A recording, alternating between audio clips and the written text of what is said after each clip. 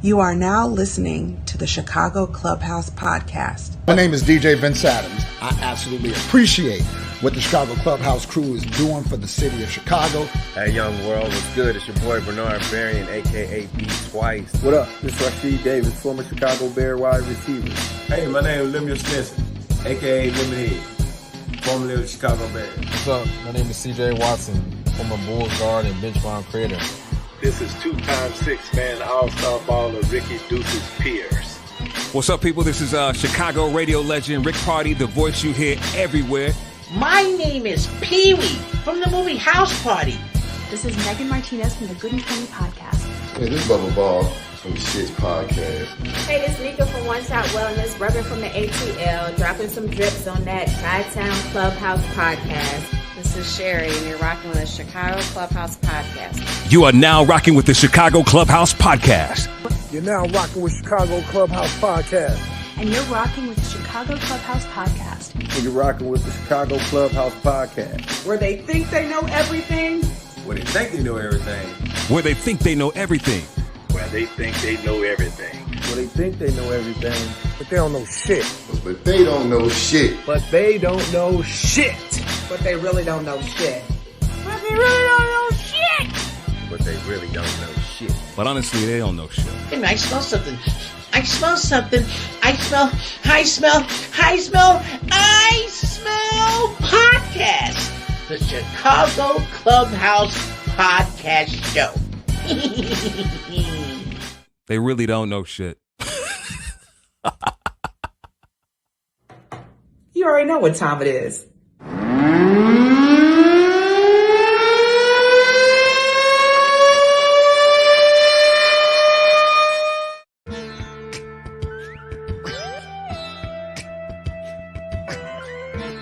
You see this Eddie Jackson jersey right here? Take this. This dude literally just took my soul. So I didn't like playing with Brett Favre at all. You could have waited until the draft if you wanted to look at another quarterback. You didn't have to sign Andy Dalton, who is really nothing but a backup. Evander Holyfield is 58 years old. What you want to fight a 58-year-old man? Well, man, he wants to keep fighting. Because he want to fight him. Okay, it's an exhibition. But yeah, it's an exhibition because, you know. This ain't Drago and Apollo Creed, man. Ain't nobody about to. Man, Martin and Tommy Hearns was an exhibition. You saw what happened to Martin. This could hurt.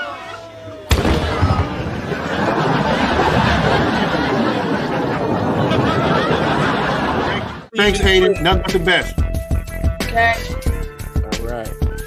That bro tough for real, man. Yeah, man. He like tougher than some grown folks I know, man. That as a coach, your job is to give your players the best opportunity to have success. Michael Jordan, when he came back at LeBron James' age, he was a straight up nothing.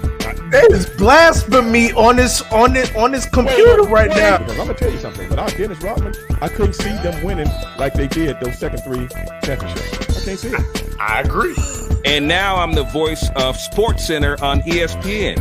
Now on SportsCenter. Tonight, LeBron James. And whatever. Do you guys really coach how exactly to tackle correctly? Because I see it all over the league now. People cannot tackle like they did whenever you guys played. But do you guys practice tackling at all?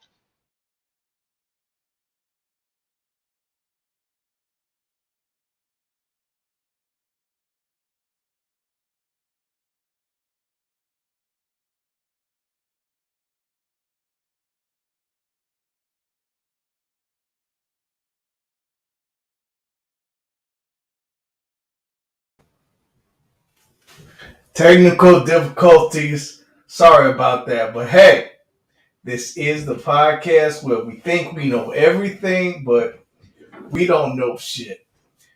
But we got a great podcast lined up today.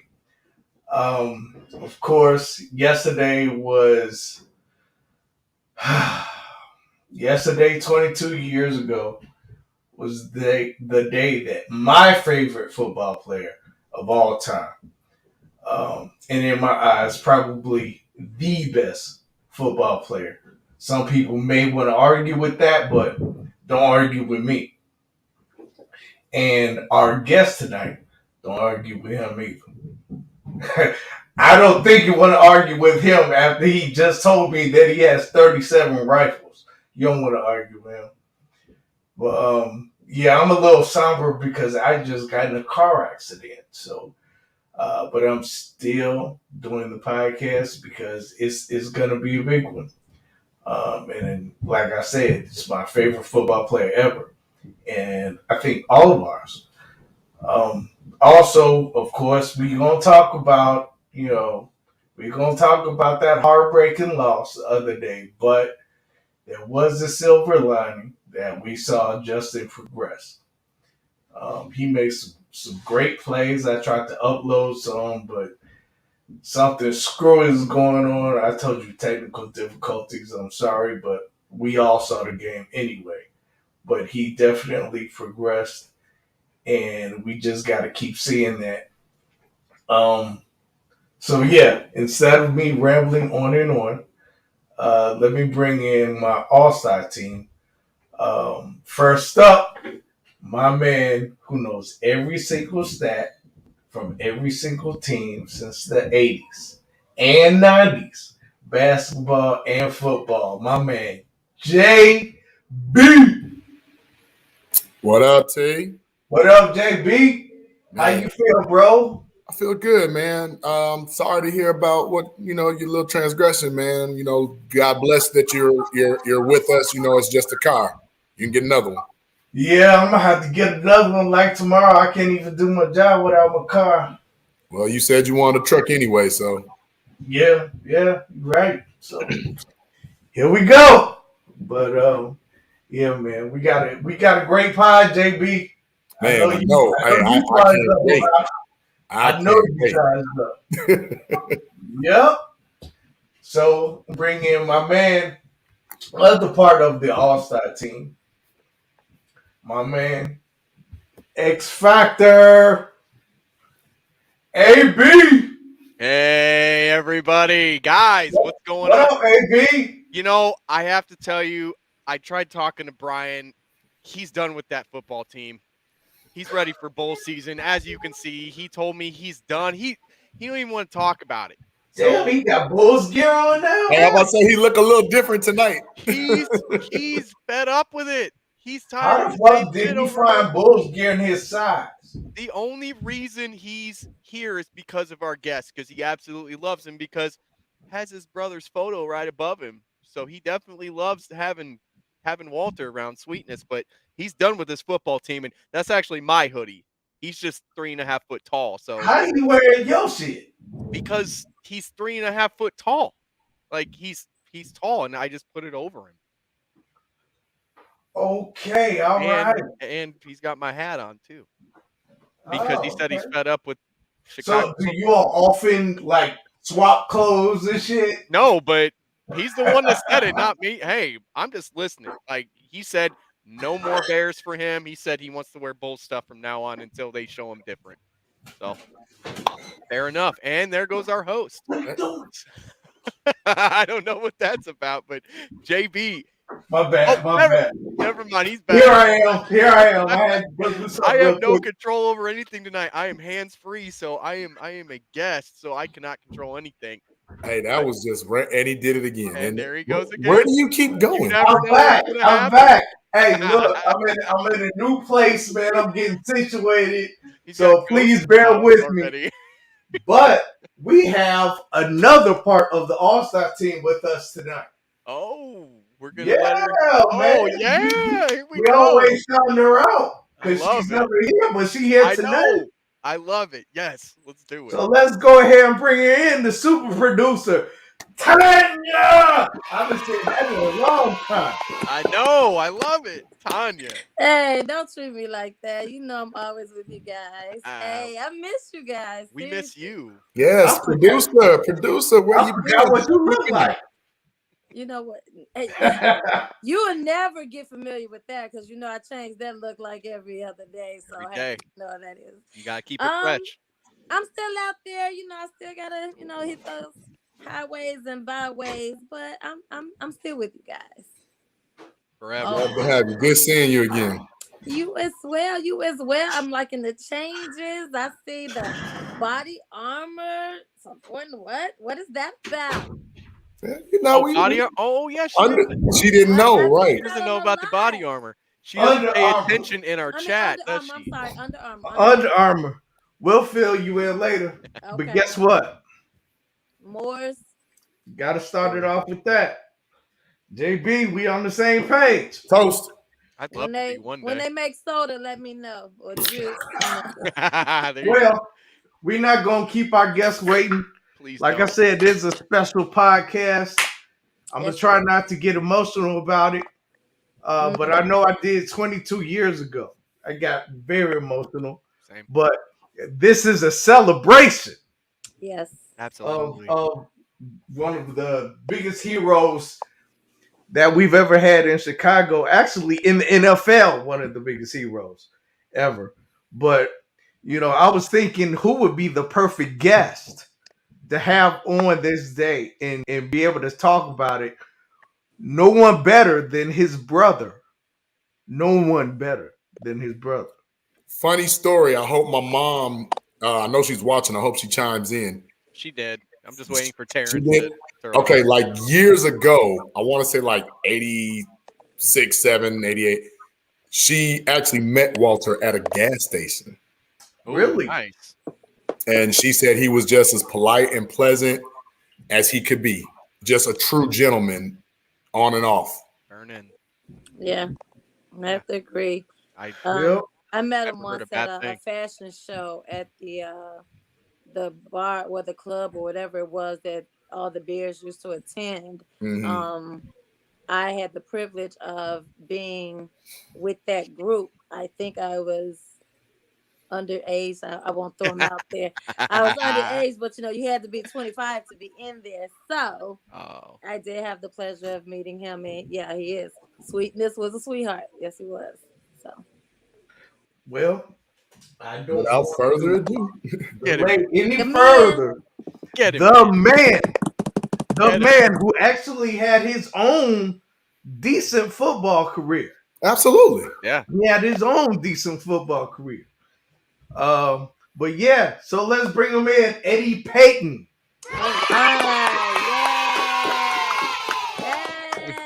One more for you. One more. We'll keep it going. Eddie. We got you. Eddie, how are you? Close to you. Yes, absolutely. Gentlemen and beautiful young lady. Yes. You don't know what a pleasure it is for me to be on the Chicago Clubhouse Podcast show. Yes. With host, what's his name? JB, the white guy, and the white guy again. What is it with people lately and me and the white guy? Warren Sapp did the same thing to me the other day. When you came on for 20 minutes, I thought that was a real guy behind you. I thought y'all really made it to the top. Then you got two. Oh, wow. You thought that was my assistant, didn't you? I did. You got a midget for an assistant. The plane, boss. The plane. The plane. Guys, I've heard so much about it. I haven't been able to catch it, but it is really, for me, it's a somber occasion, but it's a joyous occasion because you guys were Walter's fans, and Walter loved his fans, and he wouldn't want you to do anything but celebrate his not being here. Yep. Amen. I mean, we all gonna go that way, and the good Lord saw fit to take him when he did. You can't argue with the man. Right. You just enjoy the time you had, and every chance you get, try to recreate the joy that he brought to you. Absolutely. And you gotta stop drinking that beer, Terrence. You keep going to the bathroom. We're gonna find you. Well, Tanya, it was really good to see you, but guess what? I'll We be about back. to say bye-bye. I'll be back. Eddie, About to be some grown man talking here. call me tomorrow and we'll wrap that up. Got you back. Love you. Love you. See you guys. Okay, bye. I'd like to get a vote on this grown man talk before trying to leave.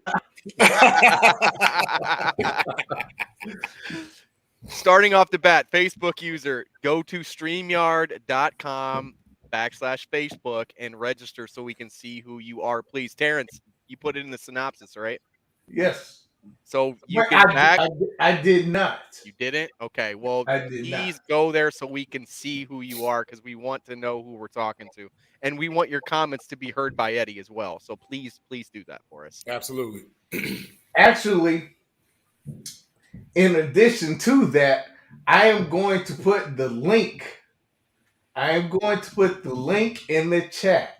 We will take a few people from the chat. If you have a question that you want to ask Coach or you want to ask us, which I doubt, because Coach is the special feature here. But if you want to ask anything within reason, then we will put you on. So I'm going to put the link in the chat right now. I think the link's in the header, isn't it? Is it? That's one of our fans said that the link was in the header. I didn't do it tonight, so I don't know. Oh, okay. So the StreamYard is in there. The StreamYard.com/Facebook is in there. So if you guys want to do that, you can do that through that. But, so first thing I'm gonna ask, do you all remember where you were when Walter passed? You all remember that? I do. Yeah, I do. Unfortunately, I do because it was ongoing. If you don't mind me speaking freely, Eddie, it was an ongoing thing with the news, just trying to keep up with the whole thing about getting the liver, getting the transplant. So we had been watching. Some of us were away at school, some of us were back home. And it was just like, if anybody was going to make it through this, it was going to be Walter. And we really just every day, Jim Rose used to talk about it, Margie and Greco, Tim Weigel, like I can go back and back and back. And just to hear that news that day was just like it was watching Superman die, and it just really affected a nation, not just a fan base, not just a city, but a whole nation.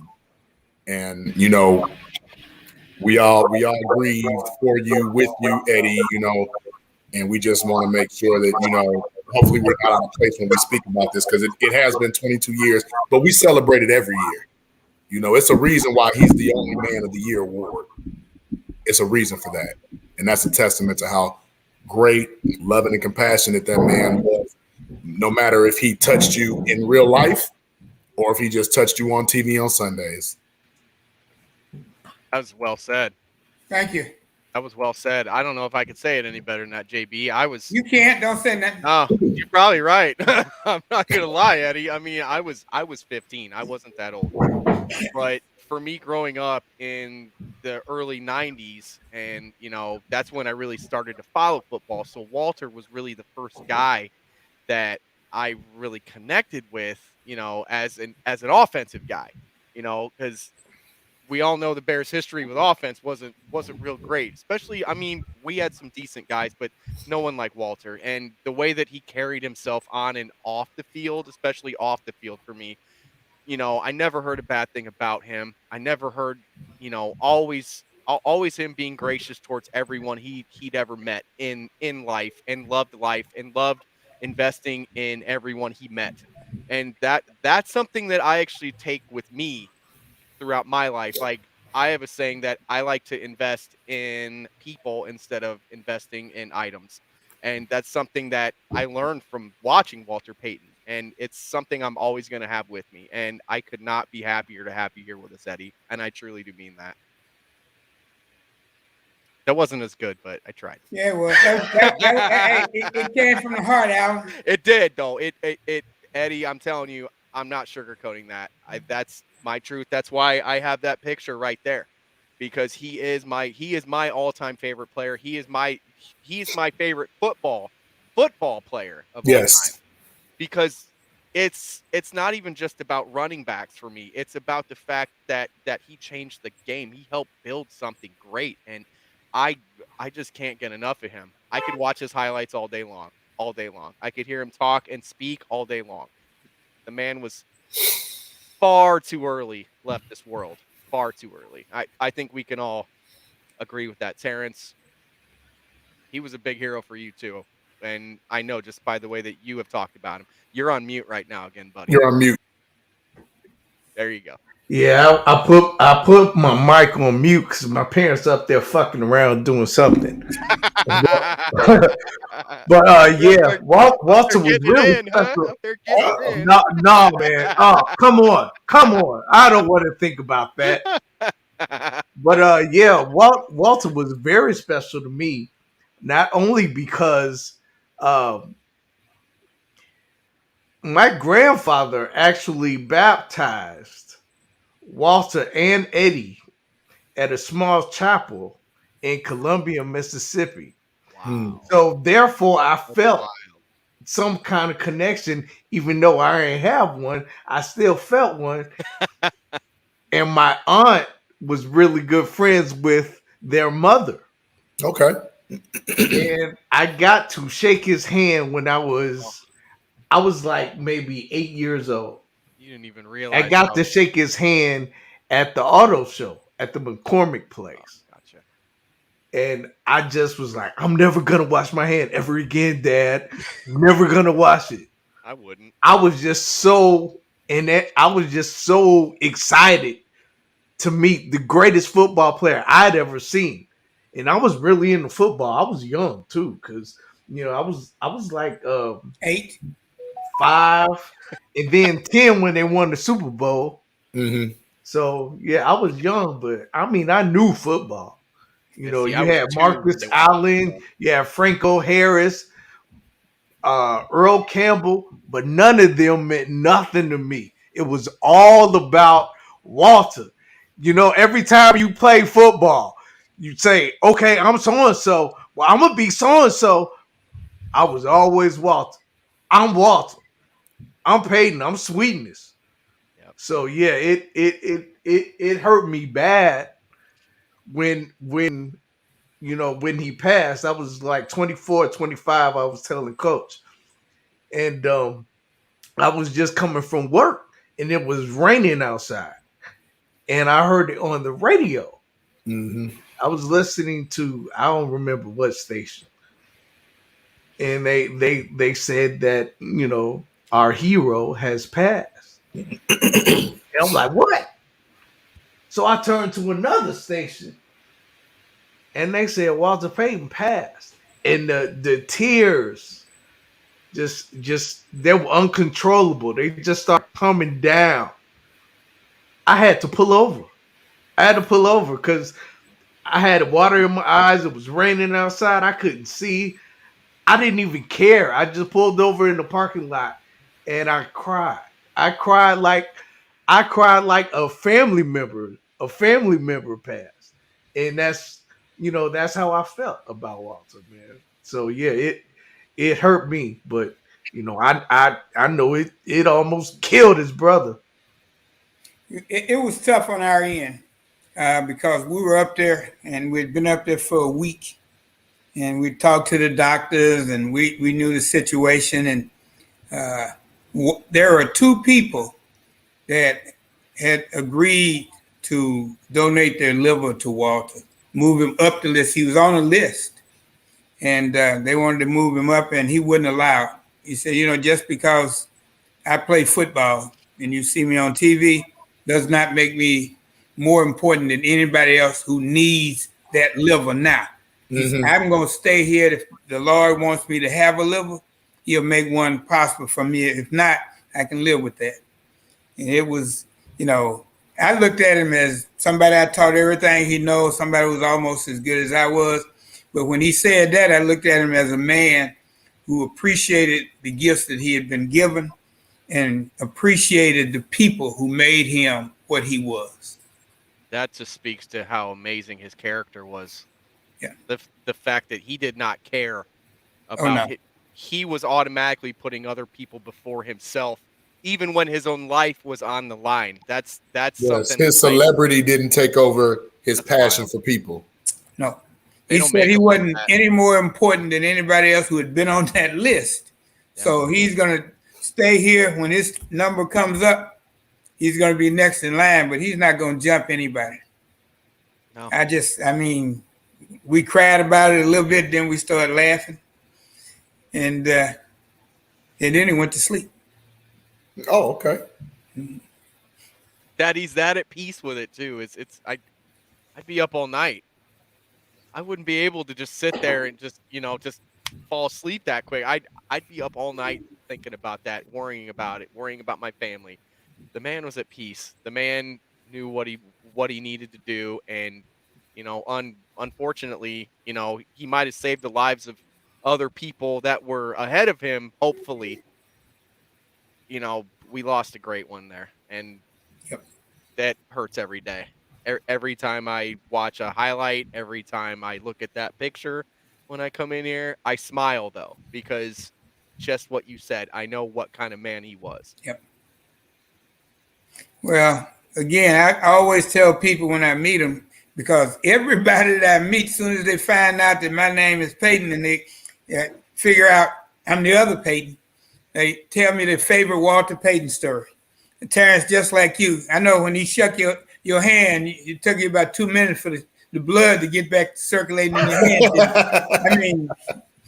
I mean, he loved people, and he knew that the gift that he'd been given, he could only use to make other people happy, whether it was his teammates, or fans, or people who watched on TV. And he did that, and every time he went out, he knew that, especially in Soldiers Field, he knew that somebody had worked and saved for 2 months to get enough to take a family of 4 to go out and get those seats around the rim to watch him play. Mm-hmm. And I mean, he said he made a promise to himself he wasn't going to ever disappoint them. He didn't know who they were, but they weren't going to be disappointed.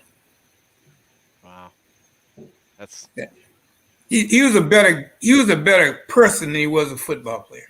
And that speaks volumes, because he was not only revered by players, teammates, other teams, he was revered by the world. And that just spoke to the testament of that man.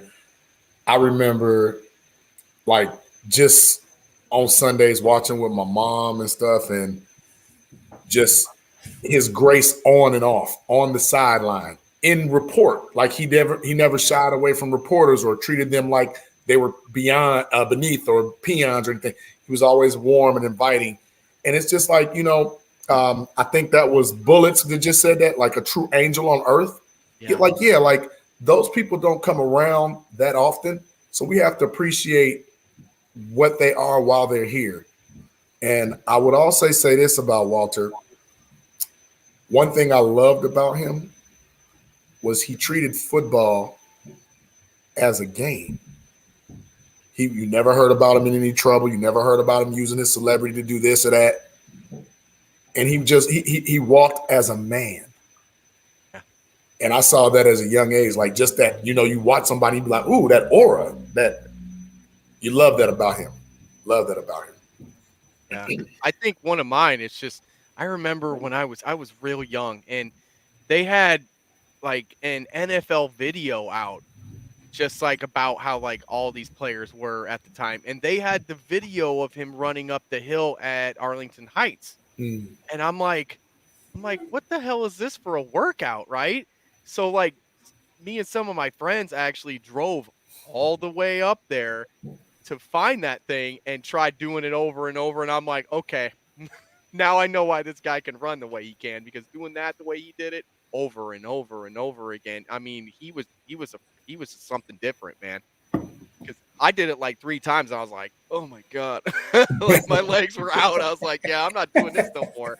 No way. And I was pretty athletic back then, but that's when I really started learning about Walter Payton and the Bears. Even I was probably 7 or 8 when I watched that, And that's the kind of stuff that I fell in love with. And then learning about him as a person, like that's just a new level of why I'm proud to be a Chicago Bears fan. Like we need more of Walter in what we have now.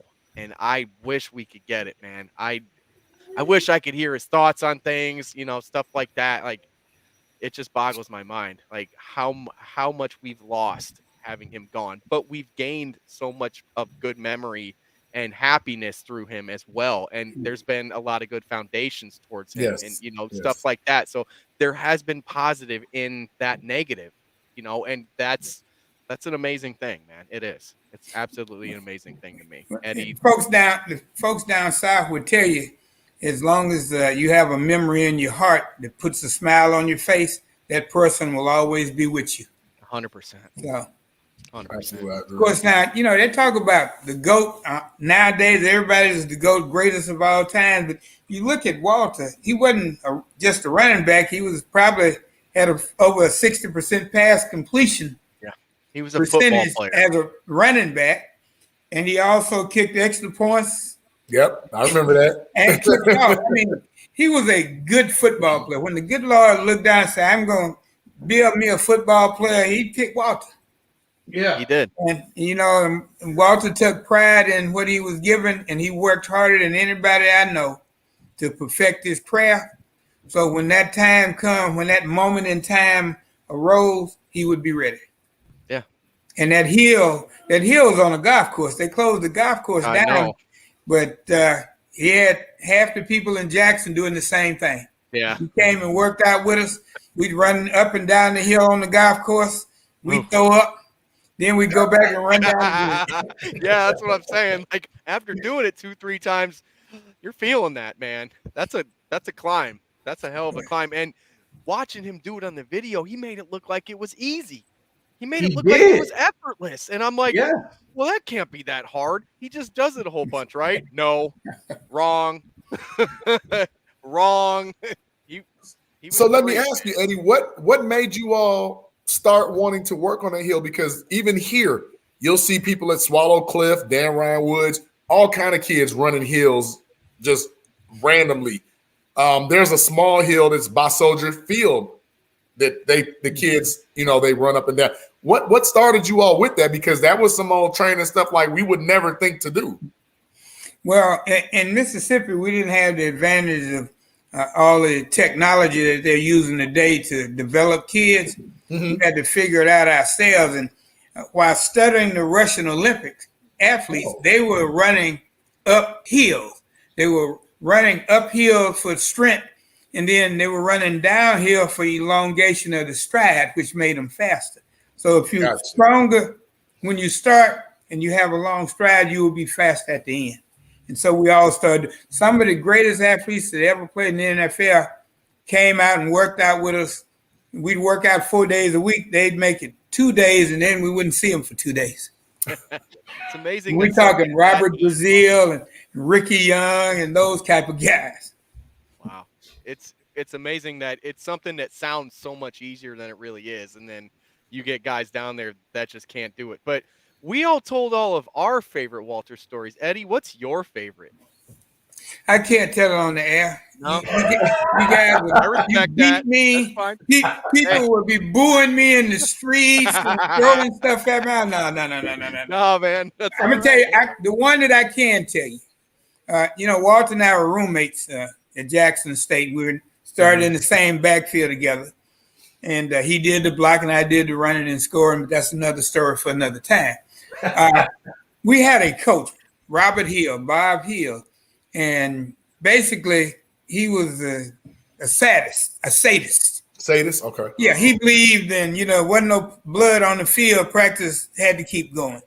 Yep. So we were playing Morgan State, and the score was 14-7 at half, and we were a couple of touchdowns favored. We went in the locker room and sit down. I was sitting next to Walter. He was sitting next to me, and Bob came in. He hit one guy in the face with a clipboard, and then he started crying. And then he was crying, y'all letting me down. Why y'all doing me like this? I mean, two of you guys in here right now, we lose this game. I'm going to whoop Can I say ass on TV? You can say whatever Just did. I'm You gonna say whoop- it. I'm gonna Whatever whoop you your- want. I'm gonna whoop your ass right there on the field. Now, you don't ever look up at him because you can't look him in the eye. So I'm looking down. Walter's looking down. He nudges me. I said, "What?" He said, "Bro." Huh? I said, "Bro, I'm scared." I said, "Shut the fuck up. I am too." We went out. Walter kicked the field goal, 2 extra points. I scored 2 touchdowns. We won the game. Okay. Wow. Nice. Yeah. Nice. Wow. Now I remember when Walter was coming to college and he was going to be my I know he was going to be my roommate because that's what he wanted to be. Mm-hmm. And I told him, I said, "Look, son, everything that you learn in high school, you can forget it. This is a new time and a new day. The one thing I want you to do is remember, they're going to talk about you whether you're good or bad. And whatever you do, you need to learn to get up at night and go to the bathroom. If you don't stop peeing the bed, everybody's going to be talking about you and me too at the same time." Okay. Ever since then, he never peed the bed again. I like to say that he's a fast learner. I would think so, right? So he was that old peeing in the bed. Wait, you know how I knew? How's that? I had the bottom bunk. So you, nice. Oh no! Oh, man. It's not purple rain, it's yellow rain. Oh, man. Low time. Low time. Oh wow. No, thank you. But guys, it's been 22 years that we had 47 great years. Mm-hmm. I mean, the time that he spent on this earth was a time that it was designated for him to do the things he did, to make the people happy, and to change the lives of a lot of young people. Yeah. And, I'd like to think, and I choose to think that because he left so early, that the good Lord doesn't make mistakes, and he made the best ones to sit by his right hand. And that's what Walt is now, looking down at what he's been able to do and the people he's been able to change. Yeah, I agree. So we had a question that someone asked. William Hill asked if he wanted to know why Walter started out in the band when he was in high school. We all started out in the band. You all did? Okay. We had 32 members on our high school football team, and we had 60 members in the band. Oh, so at halftime, in the band, we just put our helmet down, grabbed our trumpet, he grabbed his drums, and we marched in the band. Drummer? This is not a drummer. Yeah, a true baby. story. Yeah, This cannot be a true story. I didn't know. My sister played clarinet, Walter played drums, and I played trumpet. Wait, so you said you would take your equipment off. Take our helmet off. Your helmet off. Our shoulder pads off, put our jersey back on, and get in line. Yep. That cannot be a true story. We actually had a guy that did that at Wow. Yeah, he did the same thing. But I mean, in South Mississippi, that's not unusual. Yeah, it's in the book. If you're a good athlete or you're a good musician, nobody takes that away from you. Say you can only do this. If there's a way you can do everything, they allow you to do everything. I love that. I'm a drummer too, so I'm all about that. Hey, I played first trumpet, so I know. Nice. Oh, you did? I did.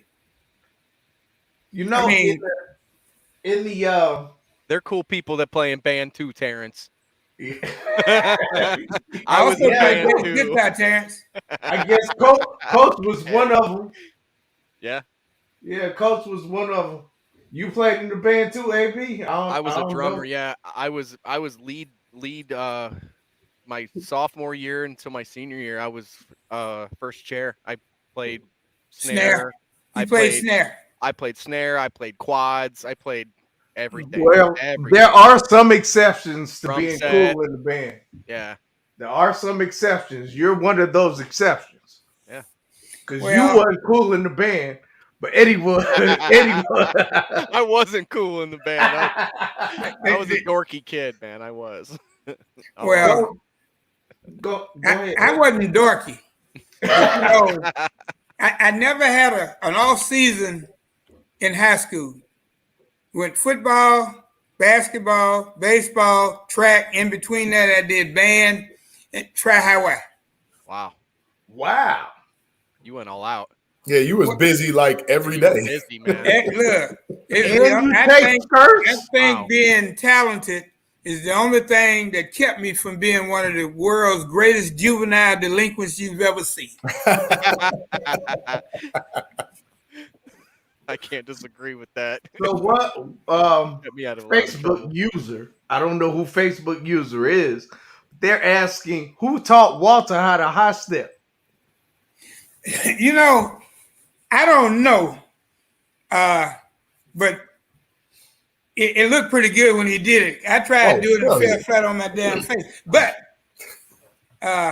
again, everybody has to have a classic move, something that you do nobody else does, and he just decided that people were running him down. The only way he could stop it was give him a change of pace, and that high step was this change of pace. Yeah. It looked so effortless. It was almost like he was shifting into another gear. Absolutely. When he did it. Yeah, that's kind of the way that I always took it too. So we had what are bandos? Band members? Yeah. Oh. I've never heard it called that before, but yeah, that's I guess maybe that's the cool way to say it. So AB, of course you wouldn't know that. I actually haven't heard it called that before, but we had a trivia question actually from Bullets asking what Walter's original jersey number was. Number 22 when he first joined the team. In high school? In Columbia, not the Bears, not on in the Bears, 1975. Okay, let me go backwards. In Columbia, Mississippi, the best running back on the team always wore number 22. Don Bell wore it before me. Walter wore it after me. And when they integrated, he went over and wore it over there. Now, when he got to Jackson State, he wanted 22, but I had 22 and I had seniority. That's how he ended up with 34. Oh. Nice. Oh, okay. And did he ever make that something special? Yeah, he did. He did. Wow. So the only reason he didn't wear 22 when he got to the NFL was because of you, Eddie. Why the number 22? Like, why was that so special? Because obviously we're talking about 68, 69, 70, 71. Why was that so special? Well, I mean, like I said, in Columbia, the best athlete running back had always worn 22. And when I got my shot, I wore it. When I went to Jackson State, they gave me 22 at Jackson State. When Walter came in, they gave him 22 in Columbia. So it's always just like this unknown tradition that was passed down. Okay. Yeah. But see, he did a great thing for 34 because when I got to Detroit, they gave me 34. They gave me 34 in Kansas City. Yeah. And I said, what kind of shiggity is this? I feel you. When you so played we have for the Vikings, we have somebody in the back who's dying to ask a question. Oh, okay. It looks like that's my boy, Fat Man, David Carter. So I'm gonna bring him in. I think he has something he wants to ask you, Eddie. So let's bring in David Carter. What's up, man? What's up, DC? man? Hey, look here, man. It is a 100% honor to speak to anybody with the last name Payton. Let me be crystal clear. Number one. Number two, man, those kangaroo cleats, or I'm sorry, turf shoes is what we call them. Look, first of all, my mama couldn't find them. Second of all, we had to figure out a way to make our shoes look like those so we can go outside and play. Why kangaroos, man? That just blew my mind. Kangaroos, not Nike, not Converse at the time. You know what I'm saying? Kangaroos, man. Well, is that a question? That's a question because I mean, when the kangaroo shoe company started in about 79 or so, Walter was their first athlete that wore kangaroos, and they were proud of him. And everybody wanted to wear kangaroos. High school kids wanted to wear because of what Walter was doing. You know what happened, don't you? No. Adidas bought Kangaroo out and dissolved the company. They didn't want the competition. Yeah, eat them up and spit them out. Wow, man, he looks so fly on the field, man, with those shoes. But you know why he looks so fly, don't you? Because he wasn't touching the ground; he was flying. You ever noticed that he had that kangaroo on his shoe? Yeah. But he taped his ankles and he taped over the shoes. The kangaroo shoe company got him some stick-ons that would stick to the tape, so the kangaroo logo would be on the outside. I like that. Marketing, all about marketing. Smart. Yep. Smart. Wow. But they were good shoes, and I mean Walter was a good representative of them. Yeah, he was. Yeah, I mean, you want somebody to represent your product that has class and is exceptional. Right. And Walter had class. He was an exceptional athlete, and he loved it. He loved the people. He loved the fans. Yeah, he did.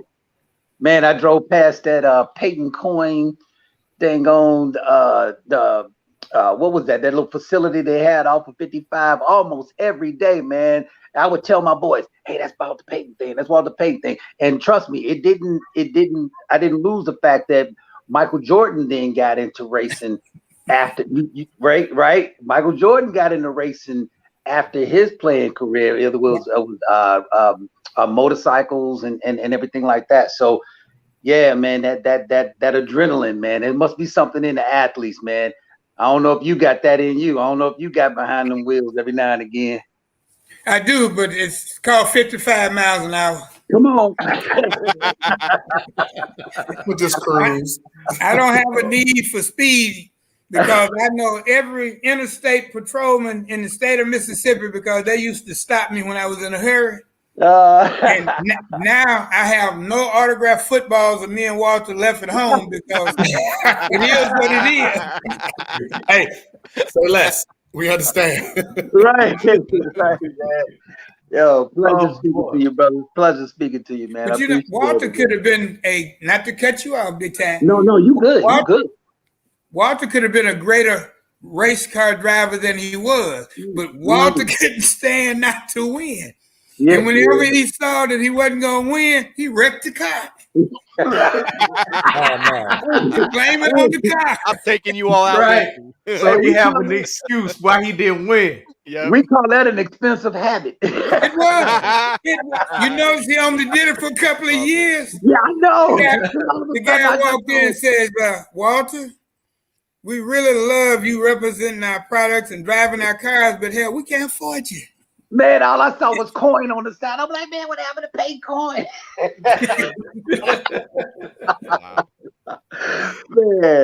Man, pleasure speaking to you. I appreciate you saying that. I mean, again, if I had a nickel for every Walter Payton story I've heard, I mean, I wouldn't have. I could have retired 10 years ago. Who you telling? Who you telling? Hey, look, I think I heard one time that even after that, I don't know if y'all talked about this. I'm sorry, I'm joining late. But even after Emmitt Smith had got the running back yardage of a record, he said, let's be clear. Let's be clear. Walter Payton is the best running back that ever played this game. I know we talked about this, about him being the best football player, right? We can put that to the side. But Emmitt Smith, the all-time leading rusher, when he got the ball, it's like, man, look, this ain't got nothing to do with me, man. I got 3, 4, 4, 5 Hall of Famers in front of me. Yeah, exactly. We have that argument all the time. All the time. All the time, man. Dude, Cowboy fans lose their mind sometimes, and I got to pull that clip up every now and again, man. Be clear. Be clear. Well, DC, we got to keep it real around here. Anybody that doesn't think that Walter's the number 1, 2, 3, and 4, come on, they ain't never watched a game for real in their life, and they ain't never watched Barry Sanders, who said, "I can't do it." Yeah. I can't, man. And Barry was good, but Barry couldn't do it with the longevity that Walter. He said, "You know what? It would be disrespectful for me to come for that man's record." Oh, that's right. You're absolutely right. You're absolutely right. absolutely right. He respected the game and the people who had gone before Yes, and sir. established what is and what isn't great in the game by longevity. Yes, sir. Yeah. Just an outstanding football player, man. Put those shoulders down and just straight truck you. You can try to tackle me if you want to. That's cool. But you're gonna take this punishment when I give you when you try to. But let's be clear. Yes. Let's be clear. Let's be real clear. Beyond. Walter didn't have the best line until like 82, 83, 83, 84 is when he actually got a line. 84 and 85. 85. And they broke him up in 86. Yeah. They broke him up in 86. He was running against 8-9 in the box. He didn't know what a hole was. He was like, man, I thought I had to cut him outside. All of a sudden, there's a hole in the A-gap. Whoa. Yes, sir. He created that hole. Look, if they had counted yards after contact back then, that would have been blown out the water. Oh, man. If they'd have counted a whole bunch of stuff, he'd have all kinds of records, man. Please.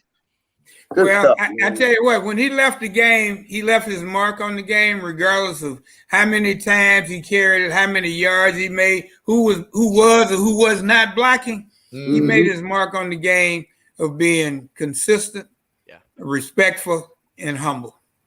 Yes. My youngest, when he was 7 years old, they played Pop Warner. 7 years old, right? 7 years old. He's 20 now. That was his favorite football player. Watch YouTube videos to death. I mean, to death. And when he got on the field and we gave him the ball, wasn't the fastest kid, wasn't the shiftiest kid, but he was smart. And he played like Payton, meaning he gonna hit you. When we going out of bounds, I'm not tiptoeing out of bounds. I'm not that dude. Oh, we coming in. We coming in, man. Yeah, got that old. My mom bought him the old Walter Payton picture when he was sitting on the Buick, and he signed it. He still got it up in his room right now, man. My man. Much love in this house, man. You see the Bears orange back here, boy. We ain't playing. Something else I noticed back there. I wanted to give you a quick shout out for that Chris Bryant jersey you got 5 years ago. Five years ago today, Cubs won the World Series. Let's just remember that. All right. Enough of that, Cubs. Enough of that. My guy. I love it. Hell yeah. It's a Chicago championship. We taking all we can get. Right. With that being said, DC, we gotta say peace out. I'm hating already. All right, fellas, much love, man. Appreciate y'all. Thank you. Good to meet you. Thank you, DC. Hey, guys, I want to send you guys each a copy of my book, Walter and Me. You tell me what you think about it. Hey, please, yes. Definitely. Get me the addresses and I put it in the mail tomorrow to you. Yes, sir. Okay. Bad. I want to shift gears real quick, Eddie, and then we can double back. But I want to dive into your career a little bit because a lot of people out there may not know you were a hell of a return man and football player yourself. Yes. You're on the all-time top 75 with the combined yards, we know. But a lot of people don't even realize you played on a team with a guy whose name is Robert Earl Monroe, and they don't even know who that is. I say Robert Earl Monroe was a dog, 4-time Pro Bowler and all that, and people are like, who the hell is that? Yep. But I'll let you speak on it because once you burst their bubble, they're gonna be like, for real? Now this is your show. You need to look. But Terrence and that good-looking Tanya and the white guy back there with Brady sitting back there behind him. They done stole all the thunder. That looks just like Brady behind you. It's actually Brian Urlacher is what it is. It looked like Brady. It looked like Brady. It looked like Brady. Tommy too cool. Oh yeah. But again, guys, you guys do a wonderful job. I need to start coming on this show maybe once a week, help the average, help my pocket, little things like that. Come on. Bring it. We would love that. You know what I remember most about this opportunity? Mm-hmm. You gave Walter his props. And me and you both about to boohoo right here, just in the good memories that we have. And like I said, as long as the heart puts a smile on your face, the person is still there. Yes, sir. I mean, Walter is still here with us. He will always be in somebody's heart, regardless of what we say or how long. When we're long gone, people will look back and say, I remember him. He did it the right way. Yes. If you want to, it ain't what you do, it's how you do it to make people respect you. And it's just You like can be- he said, you know, You can be a show off and an asshole, and when you out, you out. Yeah. Yeah, we know a lot of those guys. Oh yeah, They come in droves anymore. they do. But today's athlete, he gets paid ungodly amount of money. He makes a tackle. First thing he does is take off his helmet and start beating his chest. That's what they pay you for, son. Put your helmet back on and do it again. Or like Allen Robinson, every time he gets a first down now, I hate that shit. And I've never, I hate if you that do shit, it man. well and do it consistent, people will know who you are. You don't have to do anything else. Let the game speak for itself, period. Well, you got to respect the game. 34-8. I'm sorry, Yeah. 34-3. And they're still doing this. this, Like, dropping the ball. Come on now. what did Walter used to say? Act like you've been there before, son. Damn right. I remember that came from him in the 80s. Yep. You give up a 60-yard touchdown, you make a 3-yard tackle on the down and out, you take your helmet off and start beating yourself on the chest. Duh. I mean, they think they're entertainers. They think they have to be entertainers. Mm-hmm. What they have to be is the best athlete that they can be every day they play. People will know. There you go. It's just like DC said, his younger son was it? He was 7, 8, and he was watching Walter stuff. Yeah. And he wasn't even alive whenever he died. Yep. He has no recollection. He just hearsay, and he started looking everything up. Transcends generations. That is transcendent generational talent that will never die. Yep. Will never. You're die. absolutely right. 100%. Well, there's not a lot of goats, but we have goats in every position. Yeah. And I don't care how old you are, when you put in one of those clips and they show those playbacks of Walter, you realize that's the way it should be done. Every time. Today. Every time. Yeah. I will never not watch one and go, what the hell did he just do? And I still want to put this on the table too. Football was a lot harder back then. Oh yeah. Yes. Especially for offense. So for our younger group, they were killing. There was no light contact. There was no personal foul for helmet to helmet hits. They were taking heads off. We were there. You really could still slap people in the head and head hunt. Man, they were losing teeth. Joey Brown, of which they were knocking teeth Joey out. Browner, you could take people, Ronnie Lott.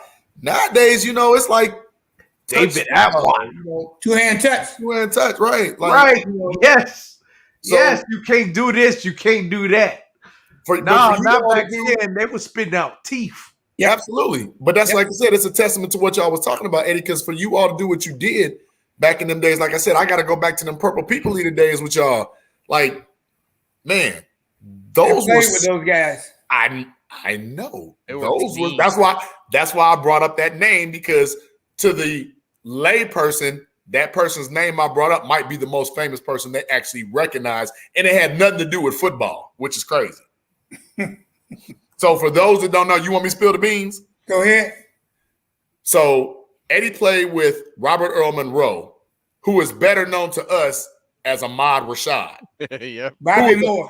Who is best known for NBA commentary. Yes. Like Michael Jordan's personal media guy. Yeah. You know where he's from originally, don't you? I don't remember, because I just remember my mom telling me. Terry, Mississippi. That explains it. Yep. I remember you told me that too. That explains it. Wow. Yep. And y'all had some hellacious teams back then. Of, like I said, I think somebody had brought up one of your games where you did a punt and a kick in the same game. Yeah. Yep. Monday Night Football. Monday Night Football. Right. So, just he had 3 of them and he had 2 of them in one game. Yeah. Tell us a little bit about that, because that's nothing that somebody does. Well, when it's your night and you're surrounded by the greatest athletes in the world. Okay, you were smoking. They do what they do, and you do your thing and you get the credit. But if not for them, it'd have been 6-yard return on the punt and a 20-yard return on the kickoff. I mean, they opened it up. All I did was grab it and run with it. Yeah, but you was pretty fast while you was running. So, here's something you need to know, and you may want to share this with your son. Mm-hmm. Fear is a great motivator. Right. I've heard that before too, including even in an old Rocky movie. People that just seek out things that fear them. And you know what? Our biggest competition Walter and I ever had. His rookie year, he led the NFL in kickoff returns. Mm-hmm. He had the minimum number. He had like 15 and led the NFL in kickoff return. My rookie year, I had 2 touchdowns, and I missed about 3 yards, and he never let me forget it. Chris Carter was the first. Yeah, I guess. No, he wasn't. He was. I think he was. Chris Carter? I think Chris Carter was the first to do that. To do what? The first down, like, I'm the shit because I got a first down dance. Oh, yeah. Well, I'm pretty sure it might have been. I don't know. That's a great question. That is a good question. I don't know. I wish they would penalize them for delay a game when they did do that. That would stop them. Because little kids see it, and you go to Pee Wee games and you see little kids emulating that, and that ain't what the game's about. It ain't about you. It's about us. Right. What really bothers me, Eddie, is that that's okay, but then in the same light, you'll be able to have, a guy just say something to another guy, and he gets a 15-yard penalty. Just for, like, trash talk during the game. That's what players do, right? You guys did that shit back then. No, we didn't. You guys didn't You got to remember, head slap was legal. High T was illegal. Yes. Head-to-head comeback was illegal. You show somebody up, you'd be scared to go back out there. Yeah. Hey, you want to get your head knocked off. I'm watching NFL films, and I saw them high lows. Them was dangerous. You used to watch the beginning of Monday Night Football every Monday night to see who got blowed up. Yep. In the highlights. They showed the highlights of somebody getting knocked into next week. They'd have like a top 5. Yep. And now you can't, like, I watched the other day, it was the Cincinnati Bengals and the Jets, right? And the Bengals had a chance to win the game. The running back for the Jets drops his helmet down and goes into a guy, and because the defender dropped his helmet down instead of getting hit right in the middle of his chest, 15-yard penalty. 15 yards. I saw that. Yep. Are you kidding me? Yep. What the hell is the defender supposed to do in that situation? Just get hit right in the sternum? The defender got thrown out the game too. Yeah, it was ridiculous. Like, that's the kind of crap that I just can't get behind. But then in the same breath, Eddie, you can get a first down and just drop the ball every time. It's come on. But they had to do something, because the next great move to NFL that they all voted against was get a quarterback skirts. It's the only way we're going to be able to save him. Give him a skirt. Don't hit the guy with the skirts on. Give him a skirt. I saw them the Honey Bears, huh? That was like the Honey Bears back. Red jersey. You remember the Honey Bears? Honey Bears are something that my stepfather, every year in the beginning of the year, he goes, we're not going to win another Super Bowl until they bring back the Honey Bears. I'm telling you. I did my research on them a long time ago. Did you say your stepfather? Yeah, he says every year at the beginning of the year, he says, are the Honey Bears back? Well, we're not winning a championship this year. He a DOB though, isn't he? We haven't had the Honey Bears since '85, I think it is. Actually. DOB. He's a DOB. Oh, look, yeah. We didn't have the Honey Bears or the Frigettes. Dirty old bastard. That's it. He is too, man. If you bet him, he's right up your alley, Eddie. I promise you, man. He's right up your alley. He didn't care if they win. He just wanted them to jiggle. You just want a little shimmy shake. That's all. Just a little something. Just give me a little taste. Give me a taste. Oh, you guys got a great show. Love it, man. Love it. Terrence, put that up one more time real quick, because that was what I was telling you about earlier. Yeah. So, Eddie, this is my mom. where I was telling you she met Walter at the gas station and she gave him his autograph and a hug. Not huge, but that's a hug. I know what she means. So just meeting a random person, like I said, I hate to double back and keep moving back and forth. But that inspiration, when my mom came home and told me that, I'm like, made her day. Like, you met Walter Payton? Like, what? I would have made my month. Right, and look, and literally, she's the one that received the conversation and the hug, and I felt like I got it. Right? You're like, hey, Mom, come here, give me a hug. I need to feel some of that energy coming back off me. I tell you, that was the kind of person he was. I mean, he wasn't exalted. He was regular. He was just a regular guy who had gifts to do some things people wish they were able to do. And he shared him with everybody he met. You want an autograph? Yeah. Is this your son? How old are you? Someone take a picture? You know, that's the kind of person he was. That's why I respected him as a football player, and I tried to pattern everything I did after him. I mean, I sit here tonight and I sent off 18 bubblegum cards that people sent me in the mail, and I personalized every one of them. Wow. I mean, if they think enough of you as an athlete to want you to shake their hand, take a picture with them, you owe that to them. Yeah. You are obligated to do that, and Walter felt that way, and so do I.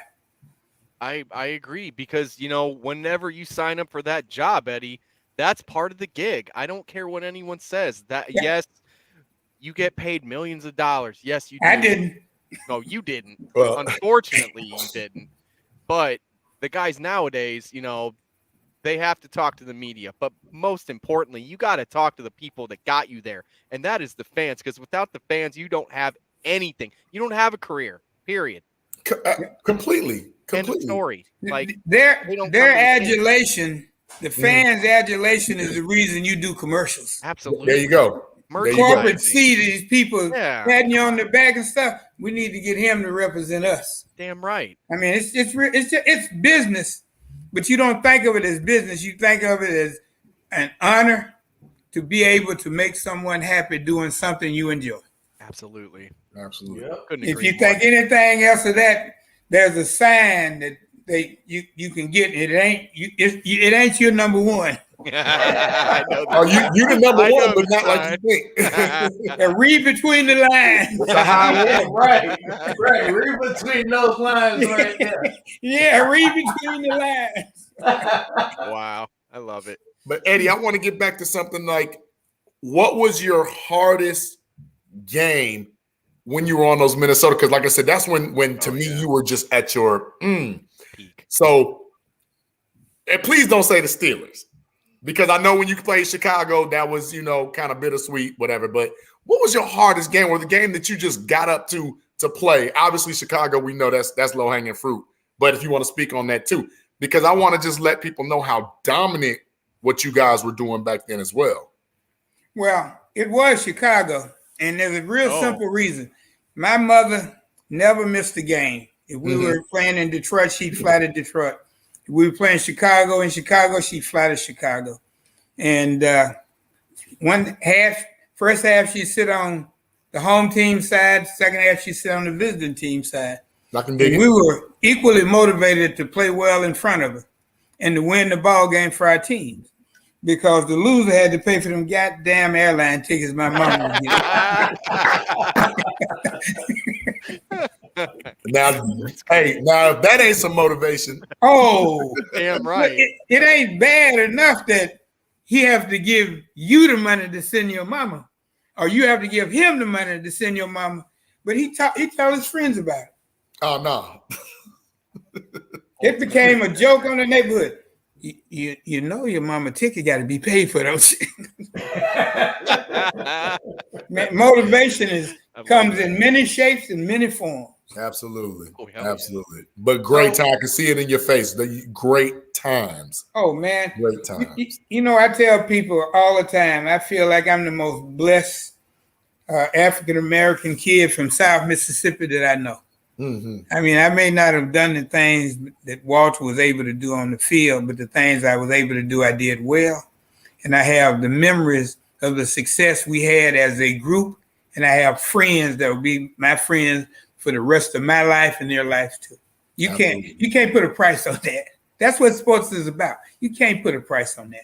Right, building those relationships, those bonds that just last the test of time, and then your families become family and get intertwined. Absolutely, I love that. Look, I'm stepfather to 3 or 4 kids that are like 20 years old now. But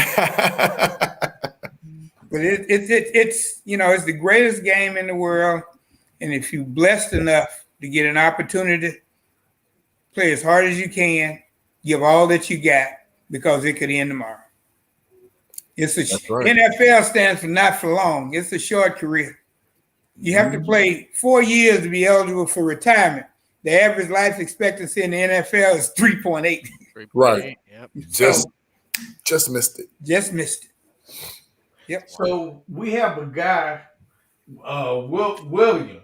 He's asking one last question from the book. Tell me about your mom making y'all wheelbarrow stuff in the backyard in the summer to stay out of trouble.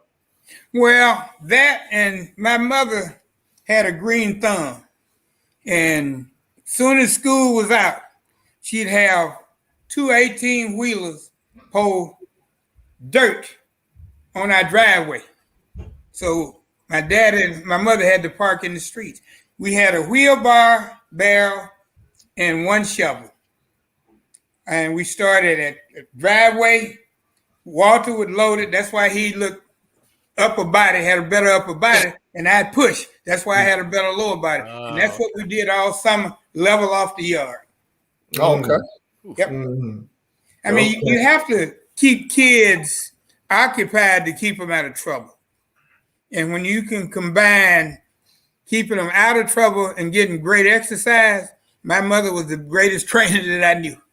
Clearly. It took me a while to figure out what she was doing, but we had the best yard in the neighborhood. One of our faithfuls, her name is Shani. She says she actually met you at McDonald's, and she said that you were so nice, she'll never forget you. And she knows that Walter probably would have been the same had she met him. So that just goes to show the character that you all display for us, man, is like no other. You know, a lot of people be trying to all Hollywood, like, no, we can't do this. I'm not signing this autograph. I'm not gonna do this. I'm not gonna do that. But you all are not like that at all. Well, it was an honor and a blessing for people to ask you, think enough of you to ask you to sign something. And what was better than signing something? You got a camera, we'll take a picture. Now today, if they'd have had cameras back then, we'd have pictures everywhere. Absolutely. I mean, I'm photogenic. I don't know what Walter would say, but I'm damn photogenic. Again, it is, you're blessed to be able to do something that most young people would give an arm and a leg to be able to do for one day. Yeah. Run out on them goalposts on an NFL field on a Sunday with 85,000 people cheering for you. Oh man, if you don't consider that a blessing, you're short-minded. Bullets. And right there, Bullets has actually said exactly what I was going to say. That's just good upbringing, period. Because I know my upbringing was the same. If I ever disrespected anybody, I was getting my head kicked in, period. And I learned at a young age that you had to respect people the way you wanted to be respected back as well. And it shows, Eddie. It shows in you. It shows in Walter. Shows in, even I've seen Jared once, and he was super nice and kind. He was the same kind of way, like you guys just know how to do it right. And it's your entire family is like that. It's not fake. I've never seen it as fake. I don't know anyone who has. So, the way that you guys just continue, generation after generation, you're still acting the same way, where the grandkids are going to start acting that way soon, and it's a beautiful thing, man. It is. And all that comes down to is being raised the right way, man. It is. That's that Mississippi upbringing. That's right. What it is. You know, that's what it is. Both of my parents are from Mississippi. They'll beat the hell out of you if you don't do yes, it right. you get that ass beat. You go, if you in Mississippi, if you in Mississippi, you gotta act right. Because if you see the good white folk, you better get together. You better get it together because the good white folk will kick your ass. Yes, sir, and no, sir, was a survival technique. No, sir, yes, yeah. I bet. You know, my daddy wasn't the most religious person in the world. He did believe, but he had one Bible verse that he quoted on a regular basis. Spare the rod, spoil the child. Spoil the child, yeah. And when we did wrong, he reminded us. You know, I know that verse verbatim would cover over my head crying like a bitch. I mean, crying like a little girl. But again, you are blessed in this life to do something. You guys have marketable talent. You enjoy doing it. It comes through. I can see that you guys enjoy not only being with each other, but what you do. And you can't hide that and you can't fake it out. No, you can't. People sense that. Absolutely. And they gravitate to you. And all you have to do is be yourself and treat people with respect. You don't have a problem in the world. You don't have a problem in the world. Yeah. It's that simple. Yeah, it's real simple. Yet it's that hard for so many people, which I still in 2021 cannot understand, Eddie, for the life of me. How there's so many disrespectful people still with the internet the way it is now. Oh my God. Like, well, usually if you find kids who are bad actors, as they say, and disrespectful, all you have to do is follow them home. What you're gonna find is somebody who is there that's like that, or somebody who is not there that should have been there to bring them along. It's either it's simple. A grown-up version of them there or nobody there. It's got to be one of the two. Yep. Yeah. Yep. So, that damn genetics sucks sometimes. So Eddie, sometimes it just makes you a jerk, I guess. You playing a lot of golf now. A lot of golf well now. I got to talk to you about this. So you were a pretty accomplished golf coach, right? From what I read up on. I coached golf at Jackson State University for 31 years. We won 27 SWAC championships. We went to the NCAA 16 times, and we broke the color barrier for HBCUs to get to the NCAA golf championship. That's what's up. Yeah. Man, hey, tip of the hat for that one. 8 national minority championships. Yeah. That is a huge accomplishment. The first HBCU ever to make the men's national golf championships in 1995. Yeah. That's a massive fucking deal. So and I said yes. That's huge. Can I ask you a question? You said so because you were a SWAC, or back then was that like Division I AA, you all were not allowed to compete? No. 1AA only applied to football. Everything else is Division I or Division II. Okay. It's not a 1AA in baseball, golf, tennis, and none of this. You either not one. Football is the only one where they made that decision. Yeah. Okay. So you all were able to because of the number of victories, because I'm not sure how golf works, but this is the first time I've heard that, and that's phenomenal. Well, we were the first historically black college to be ranked in the top 25 in the nation. And we did that by the schedule we played. I mean, we played at Hilton Head, we played at Hawaii, we played in Puerto Rico, we played all over the SEC. Yeah. So we earned the right to get to the NCAA. They didn't give it to us. We earned it by showing up and kicking butt. Oh, hell yeah. I love to hear that. HBCUs back on the map with that, man. I want to ask this. How is it being a black golfer in Mississippi? Where can you go practice? Because I know that a lot of courses in Mississippi, the members. The members. There you go. Thank you. The members, they're not gonna be too happy with people that look like us trying to come play golf on their course. So, well, you know, I actually live in Madison. I live adjacent to the #1 course in the state, Annandale Country Club. And what I found out was that they were allowing high school kids to come out once a week and play. We got 12 private courses in the city, and all 12 of them were allowing high school kids, where their kids went to school, to come out and play.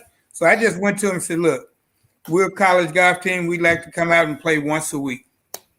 You give us a day and we'll come out and play. I.e., we ended up with 9 courses that we could play every week that was the top courses in the state of Mississippi. And it not only helped recruiting, it helped improvement, and it helped the race relationship, because they saw that our kids could play, they respected the game, and they were glad to see us come.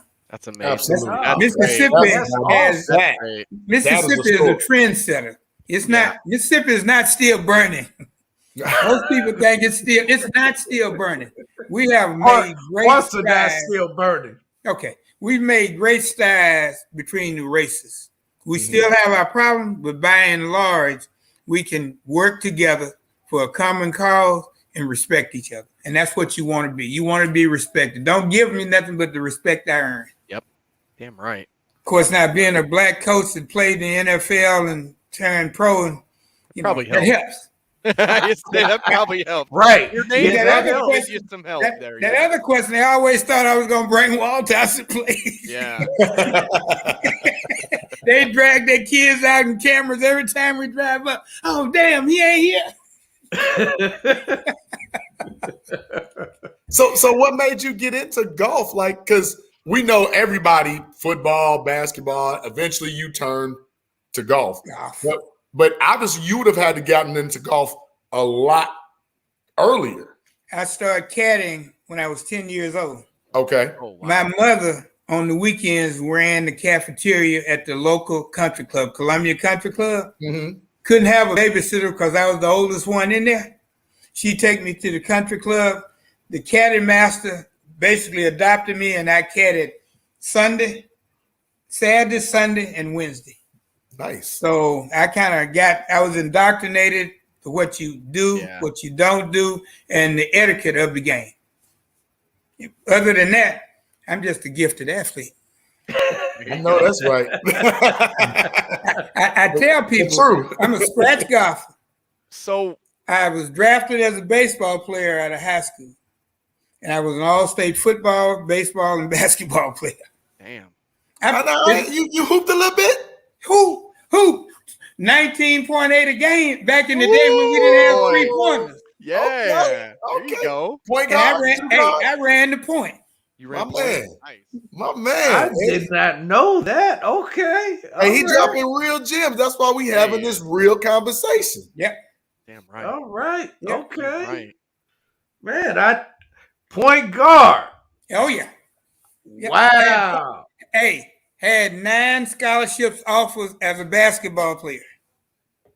Dang, you care to share? Care to share what those were? Jackson State, Alcorn, Grambling, Southern, Prairie View, Talladega, Miles, and what's one in Virginia State. Ah, okay. Yep. Damn, man. All HBCUs. Yeah, every one of them. You know. Yeah, you know that Prairie View. Yeah. Prairie View was tough in hoops.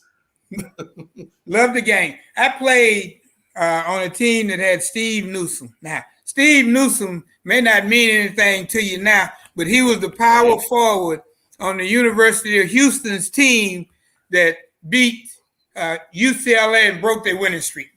Oh, okay. Oh, really? He played for Dallas for about 4 years. All 6'7.5" of them. Damn. That was the UCLA team with Bill Walton on it. That was before Bill Walton. They had won like 40-something games in a row. They had them on national TV. Right, because Lou Alcindor, he never lost. Oh, no. So, right, there was like some weird winning streak, and then Bill Walton's team was Wild Bill, like their first loss. Wild Bill Walton. Right, wow. Wild Bill. I love Bill Walton. He's hilarious. All right. But it's just, I mean, again, I always feel that I was blessed to be brought up in Mississippi. blessed to have the father and mother that I had that taught me the right and wrong of life. I mean, because you run fast and jump high don't mean nothing, because when you can't run and jump no more, what are you going to fall back on? If we didn't have good grades, we didn't play. There you go. Your laws, your integrity. Yes. Yes. I was the first one in our family to go to college, and that's after being drafted as a baseball player. Worst guilt trip I ever had. My mother laid on me. She said, "Man, if you don't go to college, they don't love you like we gonna love you. If you don't go, your sister, she ain't gonna go. She gonna be working in the factory. Your brother, he gonna be in jail. He gonna be in jail. You gotta go." I said, "Mama, I'm gonna go to college."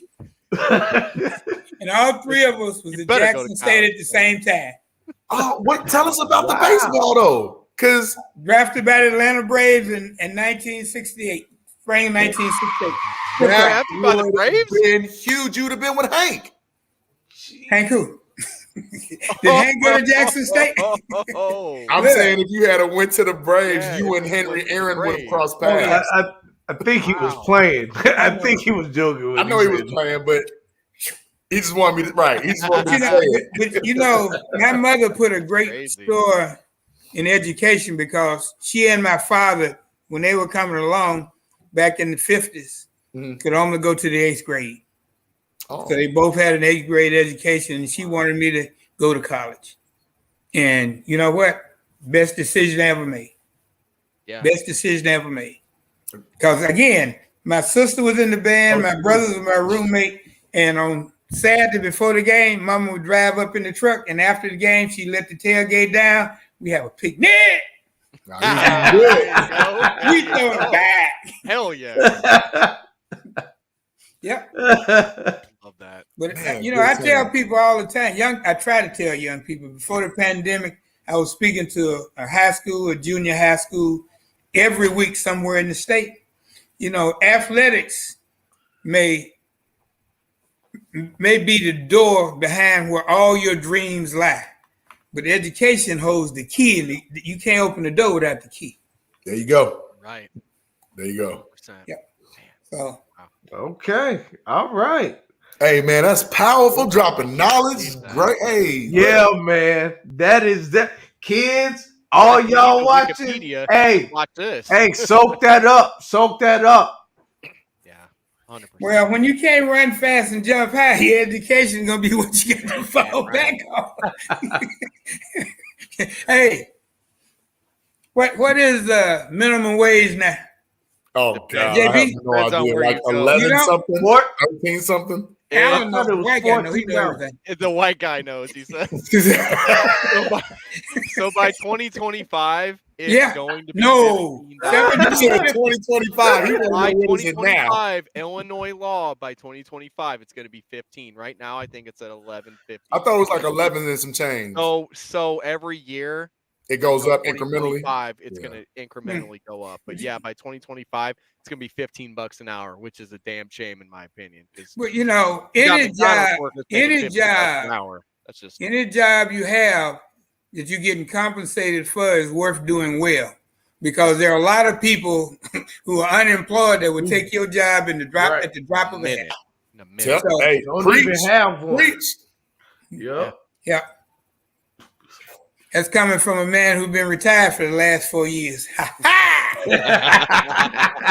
trying to get there, brother. We're all trying to get there. A long way to go, but I'm trying to get there. Keep saying your prayers, my brother, and eat them green leafy vegetables. Hey, me and greens, brother, and pot liquor. Come on. Oh, yeah. Oh, and some cornbread. Hell yes. Woo! That's country as hell. That is country as hell. No, that was what I had Sunday. What my dad was, he was from Kentucky, and we had beans and cornbread at least once a week. Oh yeah, at least. I'm telling you. You said beans and cornbread. Beans and cornbread, man. Black eyed peas and cornbread. My dad. That's song. Beans and cornbread. Beans and cornbread. Beans and cornbread. Yep. I don't know about the beans, but I know black eyed peas and cornbread is a delicacy. Oh. buddy. You know, hey, I'm a little partial to red beans and rice myself. Throw a few candy yams on the side and make it. Woo! Y'all gotta stop it. I can't wait for Thanksgiving, man. Ooh, stop it. I'm going to Coach House for Thanksgiving. So, Eddie, you're going to make me answer you a question with your greens now. You do the turkey, you do the ham hock. I don't do the ham hock. You don't do the ham hock no more, okay. I put turkey in my greens. See, look, she just said the same thing. I don't eat beef or pork. Out of nowhere, but you have to have the ham hocks, no turkey in your greens. No, that's old school, though. That's it. That's old school. My man said, you're making me hangry. Angry. He's making me hangry too, Vernon. I feel you, Vernon. I feel you. Yeah, man. Look, you know, when we used to say our grace at Thanksgiving, we keep an eye open so when nobody reach across you. Stick your hand in there again if you want to. See, I Mama can just see your mom. Yeah, I can see your mom just smacking hands left and right. Watching. See, I already have it cut up. You be everybody head me down. You see a hand guard, you hear. Cue it up. Damn hand off. You know what? You know what she said, don't you? Negro, please. Wow. So what? Going back to Walter, what would be your favorite run that you saw Walter had? What would be your favorite? Good question. Oh, favorite. That's a lot. Oh, there's well, so many. He made a run against Cincinnati at Soldiers Field. It was off tackle. They hit him knocked him back 2 yards. He spun. Going right, spun, went left, ran over 2 people, broke a tackle, and sprinted down the sideline for 24 yards and went out on the 2-yard line. It's wild, man.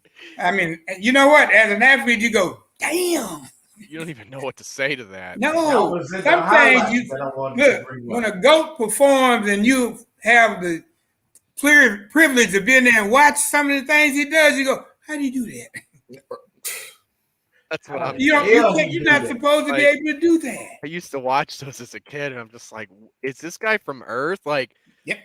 The one that really got me was what year was that? I can't remember the year, but it was Kansas against the Vikings? Kansas City. It was the Kansas City. Kansas City Chiefs. God. I think it was like 78 or 77 or something like that, if I remember right. But my God, he looked like a possessed person. He like, would not go down. Real. Like he looked like he was a video game, just running people over, just nonstop. Just that's when I fell in love with the Bears and with Walter Payton is watching that, and I'm like, I got to learn about this cat.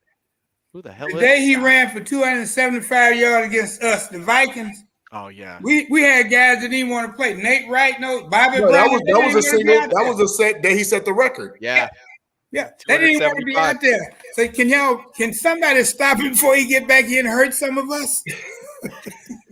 And on top of that, Eddie, you're also like, somebody stop the damn guy because I don't want to pay for mom's trip back. There you go. There you go. Because you had to pay for the plane ticket back. There it is. Lost. There like, it is. Stop this damn guy. And she on their sideline like, and your turn. He's like, if I'd have been you, Eddie, I'd been having my hand out to ask for money for that ride home.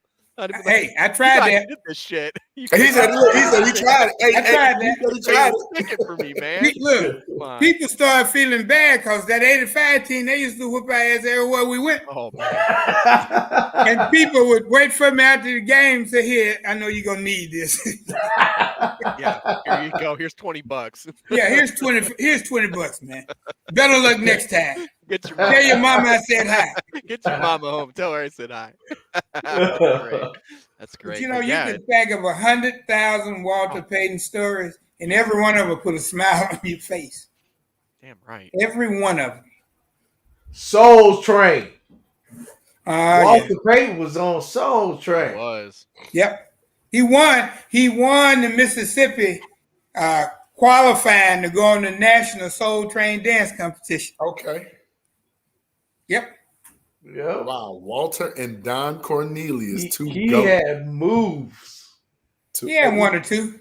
He had one Hey, or two. He said. Who had Call more me moves? street You miss or and I Walter? like to dance. He told you what it was. You or Walter had more moves. You know he's gonna say On he the did. football field or the dance floor? You know he's Dance gonna say floor. he did. I did. I knew he was gonna say that. That's not even a question. Hey, Right. If he knew, he already knew you were gonna say that. Already knew you If were you gonna don't say that. ask me, if you don't believe me, ask me again. I'm afraid to ask him again. Yeah, I'm afraid. I don't want You know to. something bad's coming out of his mouth. You know what my greatest line about Walt is? What's that? They were having a something at Soldier Field. The Bears were having something, and they had me in there. I was introducing Walter and stuff, and asked question and answer. This reporter, Sid, what's his name? From Chicago. Wasn't Sid Hartman. Anyway, he says, Eddie, how does it feel to be the brother of the greatest running back in the National Football League? I looked down, looked up, and say, hell, I don't know. Ask Walter. I love it. I love it. Oh man, made the front page. I love that. That's hilarious. Oh, I tell you, if you guys got brothers, you know exactly how it feels. The times you spent with your brother away from everybody, just the two of y'all enjoying what you do, priceless. Absolutely priceless. 110%. Take every dime and jersey and everything. Just those times will take me through this portion of my life into eternity. Absolutely. Yep. Well said, Eddie. Yep. Well said. So I'm going to ask you this blasphemous question. Yes, I'm saying blasphemous. That's blaspheme. That too. Blaspheme. Does anybody in the last decade or so kind of remind you of your brother?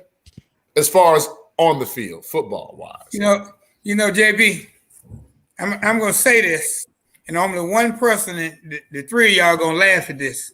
Mm-hmm. You know what they say, we all look alike. Got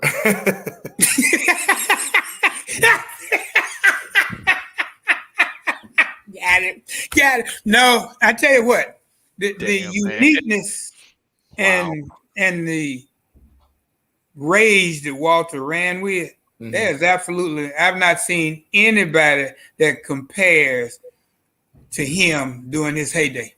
Even with the poor offensive line that he had in Chicago, he still went out and got his 100+ every week the hard way. And I've not seen anybody else that even come close or reminds me anything of. Because I had a guy one day, we were having a conversation, the reason why I brought this up.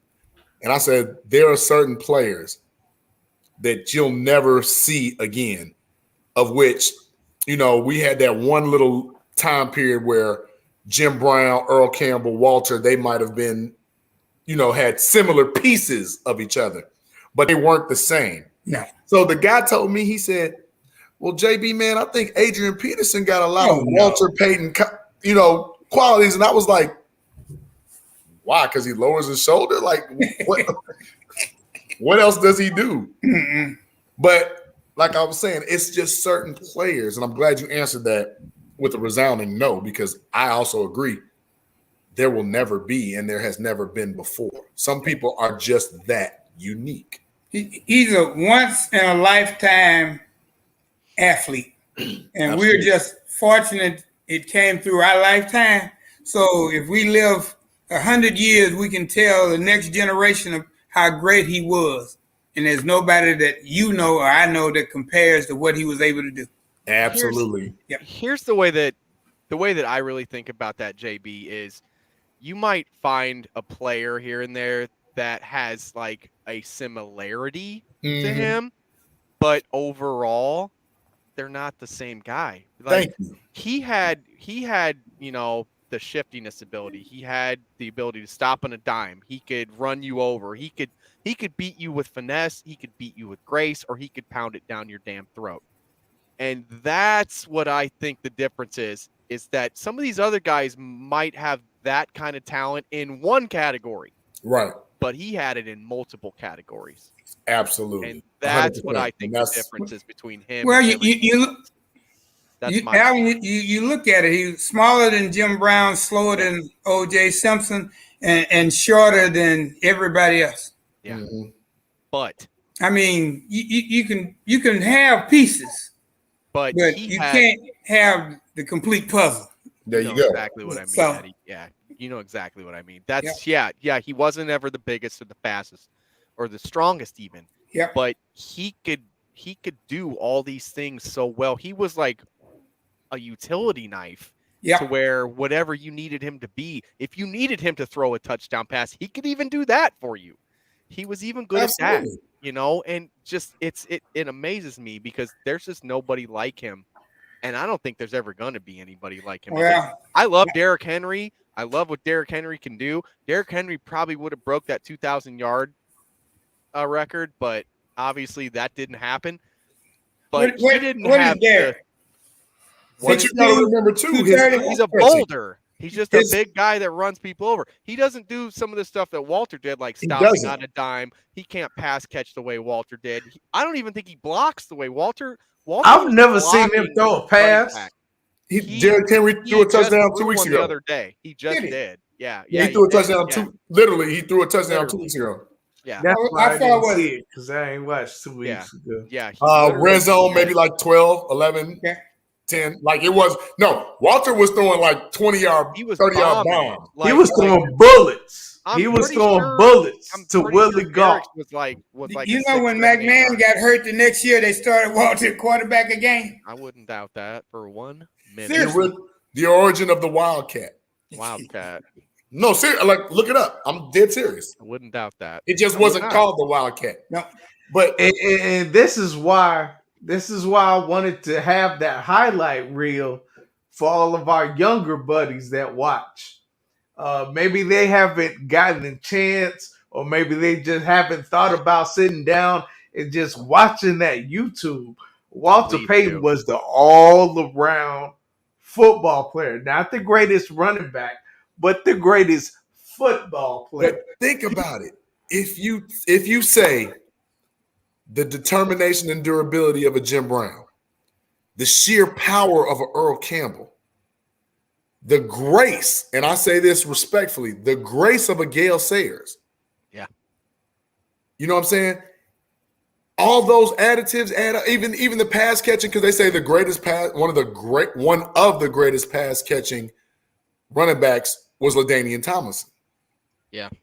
You put all that together, it manifests into Walter Payton. Like, come on, guys. You know that LT actually built a hill because of Walter Payton? I did not know that. Yeah, he actually built a hill. I can't remember where he was when he did it, but he played in San Diego and the Jets. So yeah, but I'm pretty sure he put it like in his backyard or some crap. Like, like he literally built a hill just so he could do the same kind of stuff. He was obsessed with Walter Payton, and it showed in his play. It did. You know what? I take that back as memory serves. The greatest pass catching running back might be Marshall Faulk. Marshall Faulk was Greg Pruitt. Thank you. So let me change that. Greg Pruitt. That's a little before our time now, Eddie. Hold on. That's a time machine speak right there.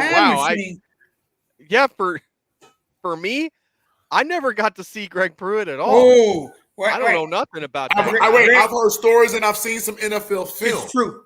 He's nasty. Look that one I used to watch him every day in practice. Yeah, he played him. I saw Greg Pruitt be surrounded by 5 guys on a 2-yard run, and nobody laid a hand on him.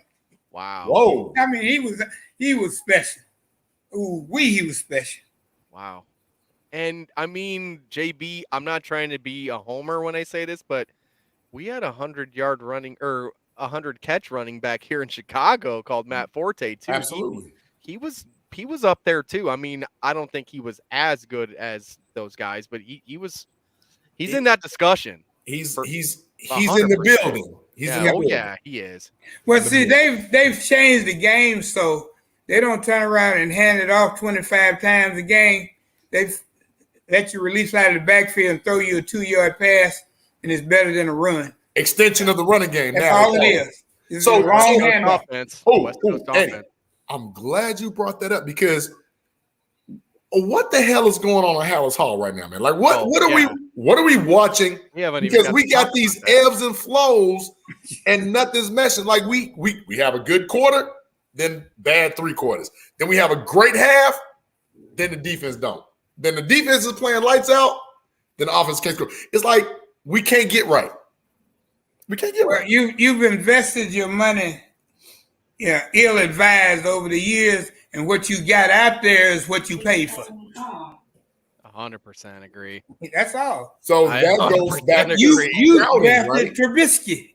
Well, hey. God. Hey. You gonna one up everybody. We're gonna draft Trubisky. You get no argument. Thank God for you, Eddie. Thank God for you saying that. Because oh my goodness, I've been saying that since we drafted the kid. I'm like, who? Why, Eddie? You not only did you play, but you coached. Like, what? Okay, not us, the fans, but we, the people, as Bears fandom. What are we not seeing? What are we missing? Because we can't keep paying top dollar for mediocrity. We can't. That's what you're doing. Yep. That's what you're doing. But it's been that way for like 20 years. You need to bring in your scouts, tell them what you need, and go out there and find the best player at the best price you can. But we need some new scouts. Are the Does scouts he we listen have to able the do scouts? that? The problem is We need some new ones. That's right. Does he listen to the scouts though? Trubisky. So no, he doesn't listen to the scouts. He Good. doesn't. Thank you. That's Thank you. clearly what he said there. No, hell no. He does not. Everybody at the draft said, who? And then when they stopped saying who, you know what they said? Why? I was the first one in line. Of course, now everybody wants to find that, what's the kid name in Kansas City? Want to find that guy. Patrick Mahomes. Mahomes. They want to find They could have drafted him that same draft, and they did. They could have had Watson, and Watson was always the one. They're trying to one up each other, find somebody that they can take credit for being smarter than everybody else, and the Bears just have failed at that. When I see a Bears personnel member act like they're the smartest person in the room, I take a page of my man Terrence. When they the only person in the room. Yeah. Where exactly do you go, JB, that you find those guys? Because I would love to go and just pick their brain. So I would love to talk to a Bears personnel. They're not going to talk to you. So bet me they won't. They just randomly. I have 2 podcasts, and I'm going to blast your ass if you don't talk to me right now. They just randomly talk, and when you catch somebody talking to you, like, oh, wait a minute, let me look at your profile, see this, that, and that. You know something. Hold on. Let me go through your and see what you've because here's the thing. Your scouting department goes out first. Anything like college recruiting. You don't meet the head man first. You meet the assistant or the recruiter. Yeah. Then you meet the head man. But when you go back to Mitch Trubisky, and I'm watching on Channel 7, and I see Ryan Pace at the game at North Carolina, I'm like, at the Sun Bowl. I'm like, the Sun Bowl. Well, there's no Julius Peppers type player here. Like, what? Why is he here? Oh, for dude? Supposedly there was a fan in the stands that was going to out him about being at that game, and he had to give him like a whole bunch of Bear stuff, I guess, and like season tickets or some shit. Yeah. Because he said that he was going to take a photo of him and put We're watching the game and they zoomed in on him. Oh yeah, I know. And like I'll never forget this because I'm like, didn't dude only start like 11 games? 13. Like, there you go. So I missed 2. I'm like, and that's what I said whenever they drafted him. I'm like, 13 games. Did you watch the Sun Bowl? It was exactly like his entire NFL career. He looked like shit for 3 quarters, and then when they dropped coverage back, he looked like a world beater. Absolutely. Which is why I said, I'm like, I look because I remember them the year before when they were actually kind of decent. I think they were like 7-5, 8-4. He wasn't a quarterback. No. He couldn't even make the starting roster. When you look at them, the teams that are successful in the NFL for long periods of time, it starts with the offensive line. Yes. And then the next most important person is the quarterback. Correct. And if you got a quarterback and an offensive line, then you got to have an average running back. But you got to have 3 receivers so they won't pile up on the line of scrimmage and stop your 3 running back. The Bears have not invested in those positions. Well, they don't have a single dominant player in any of those positions. They definitely figured out running back okay. I love Montgomery. They got Montgomery, who was a 4th or 5th, and they got Khalil Herbert, He was who a was third round pick. Yeah, he was a third round pick. Okay, but Herbert was like a 6th round pick. Yeah, right? from Virginia Tech. Yes. From VTech. You can get a running back after the 5th round every day. Get him anywhere. You can. They're a dime a dozen, unfortunately, anymore. And they got a real short shelf life too. Yep. But we can't even draft tight end. I did a rant on the 5 Thursday years. show. We can't even get a proper tight end. No. They can't get a tight end. They can't get actual skilled wide receivers. I mean, like Mooney's okay. I think Mooney isn't as good as what we think he's going to be. He's a little better than okay. I He's a think little he's better like than okay. I think he's like a maybe a number 2 if he fills his whole potential. Hey, Eddie, I'm you shaking your head, and I agree with you because what I see in Mooney was them reaching for a Tyreek Hill type play. Yeah, that's right. Yeah, and he's not that. He's not that, but he's definitely better than okay. He's a good complimentary. He's serviceable. Like, he's a good complimentary. No, he's way better than receiver. serviceable. I would say that he's a little better than average. Mooney would be my 3. I would have Robinson and Goodwin. Okay. Robinson been invisible. Robinson's hot garbage. What do you mean he would be number 1? He's hot. On what the Bears have right now? Okay, when you think about go back to what I said. Go back to what Eddie said. Championships with the offensive and defensive line first. Did I cut this off? No, I got you. When the Bears won the Super Bowl and made that run, they did it with the defensive line first. Yep. You're right. They always had Walter. They always had Willie. You build they got some offensive linemen and some defensive linemen, and they won. Yes, you go in, out. That's how you build the team. That's how it should be on both sides of the ball, period. If a quarterback has enough time, receivers can get open because defensive back can't cover them all day. Yeah. You're right. They can't. You watched the Super Bowl last year, right? What happened to Patrick Mahomes? He lost both of his tackles. He was running for his damn life. Running for his life. He's running for his life now.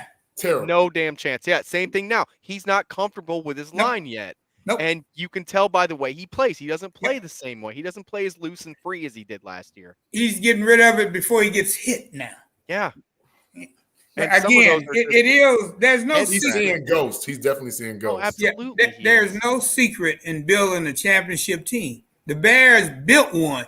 And right after they won the Super Bowl, they got cheap and they got rid of all of them. Aired it all down. On offense and defensive side. Well, you know what? We had a conversation about that, Eddie, which was crazy because a lot of people don't believe it. And every time I bring it up, I win some money. The Bears, that season after the Super Bowl that went 14-2, actually statistically were a better defense. Yep. Statistically. Offensively, they weren't, though. Offensively, McMahon got hurt again. And got cheap shotted and hurt. That was the guy from Green Bay. Yeah. On the other side of the hill. 1 year older. Yes. On the other side of the hill. Yes. So I mean, it happens. It does. You can't carry the ball 300 times everybody 1 year. with Tom Brady. Think you're gonna be that good the next year? Right. It is. Yeah. Right. Yep. So I won't put the Super Bowl letdown on the Bears itself. But 14-2 after losing your Super Bowl winning quarterback, that's pretty damn good. Yeah. McMahon made up for a lot of mistakes the offensive line made because he could move and he could create. I'm going to say this too. And this may be taboo to a lot of people out there, but I don't really care. McMahon made up for a lot of bad calls that Ditka made. That's what I was going to say. Damn you. You beat me to it. That's exactly what I was going to say. If you go over the history of the Bears during that time in that Super Bowl run, they had a lot of problems at the top. Between Ditka and Ryan and everybody. They had some issues. They had to work out some issues that wasn't on the field. They had problems. It hasn't changed today either, Eddie. It's the same thing. We have an accountant leading the team, Eddie. We have an accountant who makes football decisions. I mean, that right there is enough to tell you what this team is. Like, I'm going to call you for, like, mutual fund advice and Roth IRAs. I'm not calling you to tell me how good this defensive tackle is. If I'm starting a business, I'm going to call you and ask your opinion, not who I should draft in the second round. Right. Period. I mean, come on, man. But you know, there are no secrets out there not being drafted. They got too much video. They own every week. You got scouts out there look at them. Then you have individual workouts. You have combines. You have pro day and everything. You know. I can literally know. You can't help but know, from right? my house. I can sit at my house on a tablet and scout the entire college whole football because every player has a highlight reel. Yep. Every player has. Well, the pro day itself goes to the individual schools. Goes to the schools now. That's right. You can literally do it from your couch now. That's they how take you on your home surface in your home gym, and they don't work out nobody but you and those guys they're looking at. Yep. Yes. They time you, see how you can jump, see what shell drill that you can run, see how much you can lift. So Eddie, they know. But now you have to look at the film and see how dominant he is at that level, and then take half of that because it's going to take him 2-3 years to be that dominant at the next level. It's just like Warren Sapp told us, JB. I like that. Remember what Warren told us. There's no bench press out on of the 50-yard line. line. You're right. That's exactly what it is. Eddie, I got a question for you on that. So you ever get timed for your like 40 times or anything like that back then? Yes. What'd you run? How much is it worth to you? At this point, can we do a steak dinner? Damn, he couldn't the fastest 40 time I ever ran was at our pro day. It was after practice. And I ran 4.38. Woo! You were faster than Walter. Of course. Walter's best time was 4.4. Woo, buddy. But he could like a Porsche. When he decided to go, he went. Oh yeah. Absolutely. That's great. Wow. 4.38. Damn, boy, that is fast. You was cooking. You was smooth. You was moving, Eddie. You running that's just 2/10 faster than 4.4. Everybody run 4.4 now. Yeah, but still. But that was back in the day. No, but in the 60s and 70s, that was different. That was smoking. That was special. Yes, sir. Oh yeah, that was special. Even in today's NFL, you'd be considered a good fast player. I mean, 2/10 of a second. Though, that's a lot. A lot. You know who had the fastest time in the combine for a long time? You're not gonna believe this. Well, official or unofficial? Because I've heard stories. Official. No, because I've heard the story about Bo Jackson in the 4-1. No, not Bo. I've heard the story about Deion in the 4-1. It's true about Deion. Yeah, I was It's going to true say. about So the Deion. 4-1-8 is true about Deion? 4.18. No. 4.25. No. There's something that said he ran a 4.18, and then they stopped it like, no, he ain't do that for real. Run it again. And then he got the 4.25. Right. Yep. Wow. Then it was CJ2K. Yep.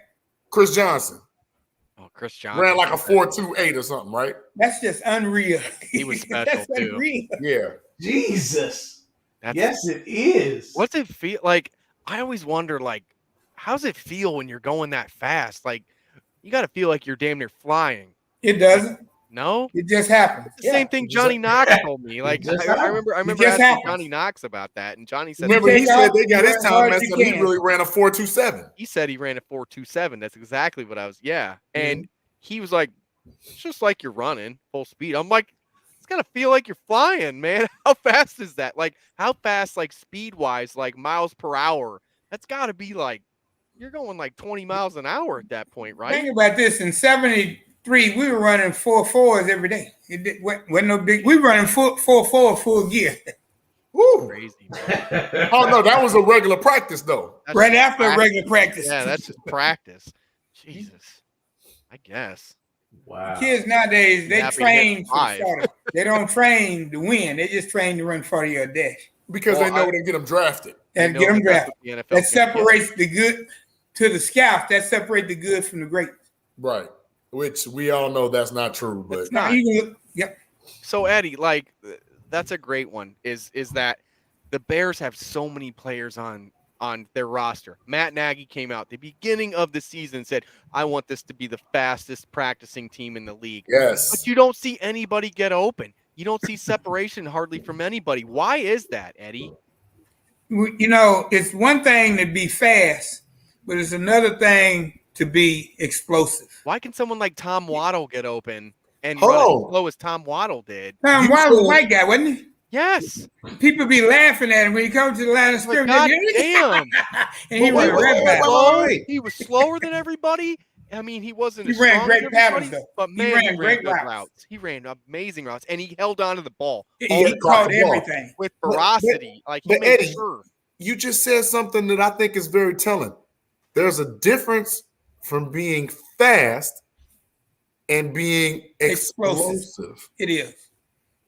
You know, expound upon that, because I would consider somebody like Willie Gault fast. Real fast.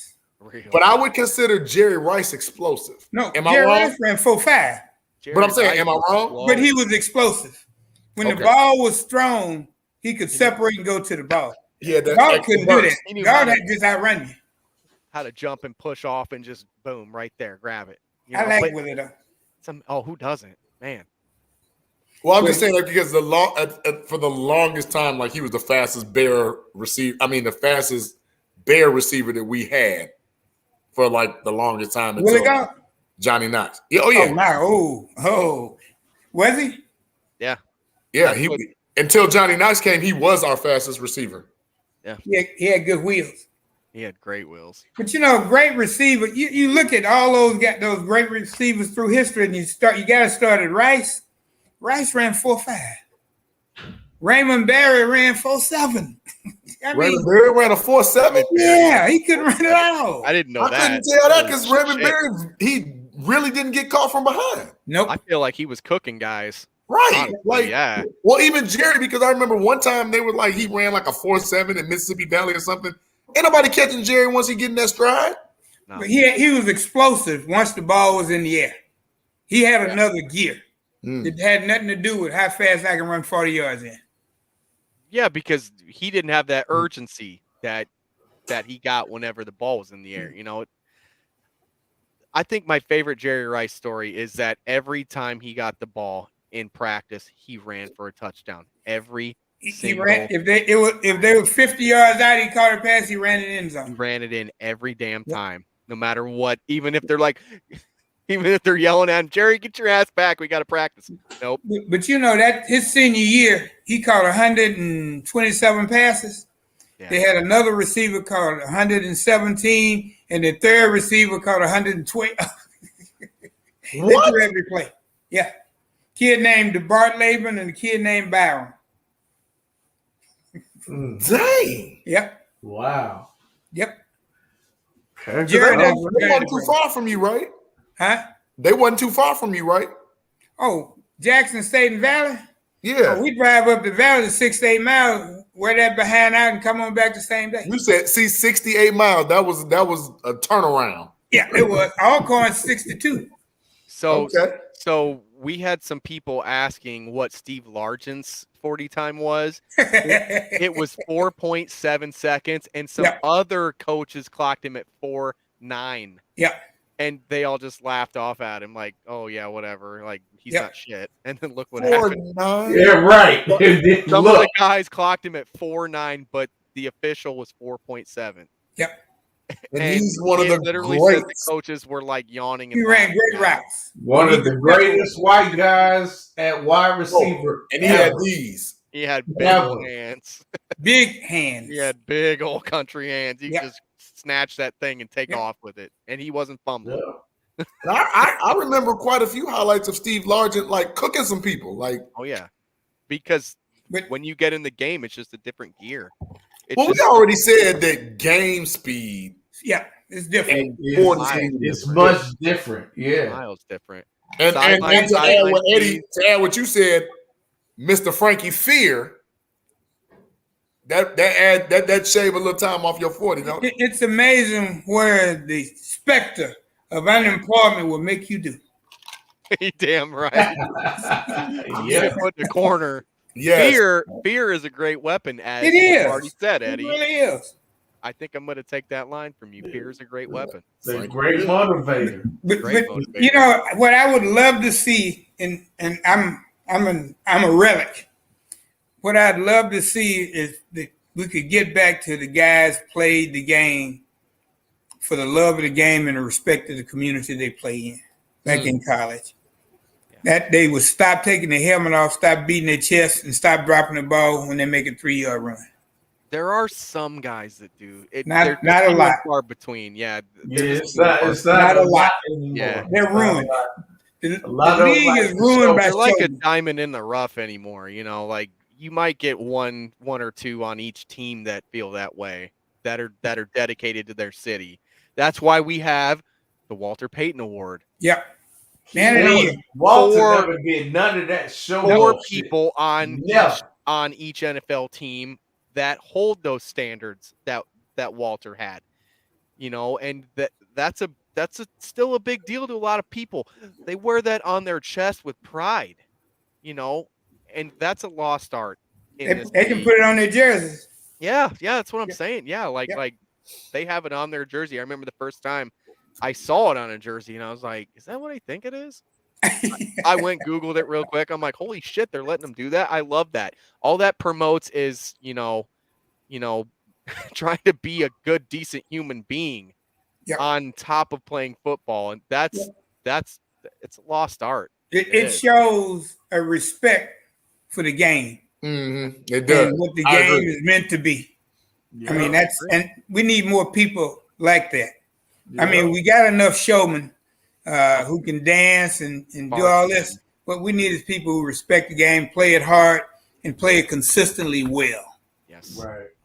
Right. I agree, 100%. Yep. Well, Eddie, we're not gonna keep you, Coach. We know it's getting a little bit late, and my beer is empty. So shame on you. Well, yeah, shame on me, but I'm about to get up and go get another one in a minute. Hey, that's awfully non-white of you to go get a beer and not offer me one. I'm gonna send you guys a copy of my book. I'm gonna send you. This is black-owned beer. Who? I'm going to send you some. Black-owned beer is called Moore's. Moore's beer. So you don't call it Leroy? We don't call it Leroy. Oh, you don't call it Leroy. Hey, but Terrence, wouldn't this be a good time to have a commercial? Pay some bills? Would actually. Pay some bills? Go get a beer. It would actually. So let me. I'm not. I'm not really used to doing this. So give me a second. Yeah. Give me a second. He's not as good as that other guy. He's not as good as that other guy. He's not as good as that white guy. Nobody's as good as that white guy doing it. Hey, wait a minute. Just good at the stream yard. I'm not as good at the stream yard. Don't get it twisted though.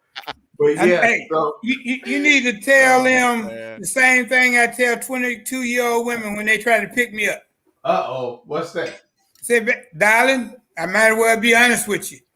I may not be good as I once was, but I'm a motherfucker. I love it. Hey, old school game too. He's darling. Eddie, darling. Hey, mic drop.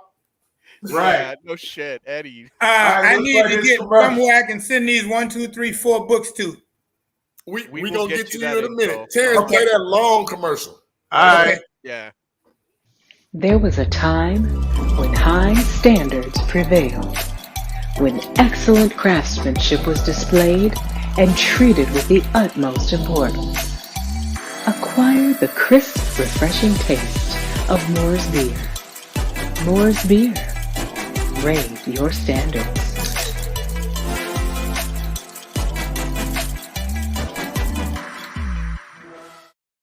Listen, shout out to my man Terrence. Listen.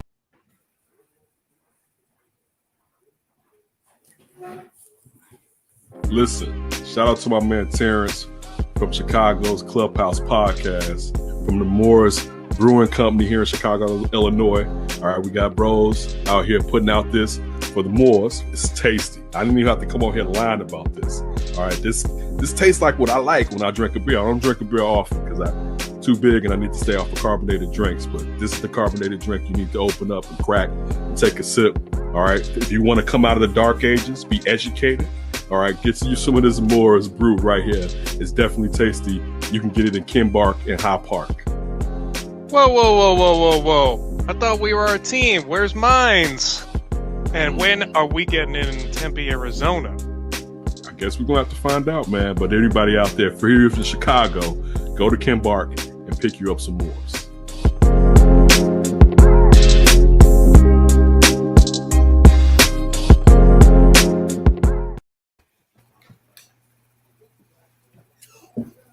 Oh, AB didn't make it. No, I think he probably got stuck in the toilet or something. Hey, don't say that, bro. Don't say that. Don't say that. Well, man, this has been a great conversation, a lot of fun, very enlightening. It was, like I said, it was a celebration of Walter, not a crying, emotional type of conversation, not a funeral.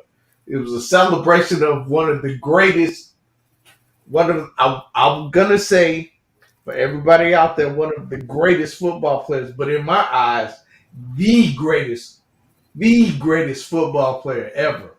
Hey, Terrence, you don't have to hold that, man. Just call it what it really is. Okay. All right. Not only the greatest football player, but one of the greatest human beings. Yes. Ever. Definitely. Ever in life.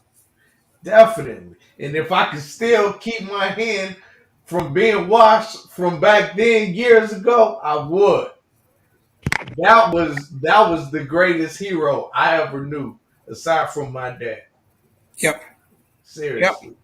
Aside from my dad, Walter Payton, even bigger than Michael Jordan. I agree. Yeah. Bigger than Michael Jordan. If you think about what Chicago is, it's a Bears town first. So as great as Michael Jordan was, that was all of our first loves, I think, here. And we were blessed to have both of them. Yeah. Oh, yeah. But one preceded the other and was sustained more than the other. Yep. And also, this real talk. Anybody that don't like it, I don't really care. Also, Michael Jordan was an asshole. Well, I can tell you about that. I went to his basketball camp. We were little kids. He didn't even talk to the little kids. Wow. He didn't even talk to us. Well, he talked to us, but there's a difference in talking to people and talking at people. Yeah. Eddie, you know what I'm talking about? Yeah, I do. Yeah, he was a jerk, but Walter Payton was the exact opposite. And a lot of people have seen that. A lot of people said that today in the chat. And Eddie, you exemplify that. Absolutely. Agree. So Eddie, before we get into this boring Bears talk, I personally want to thank you. It's been my honor, my pleasure, and my privilege. And my brother, I hope whenever you come and grace Chicago again, we able to sit down. I know you said you don't eat pork or beef no more, but hey, turkey and chicken fill us up just as well. Damn right. Yep. And I would love if we could sit down and just have a good memory. I'll be there for that. Absolutely. I appreciate it. I appreciate that you guys have dedicated this show to Walter's memory. It's been fun being out with you guys. I mean, you guys are good. You guys are even almost as good without me, but you guys are good.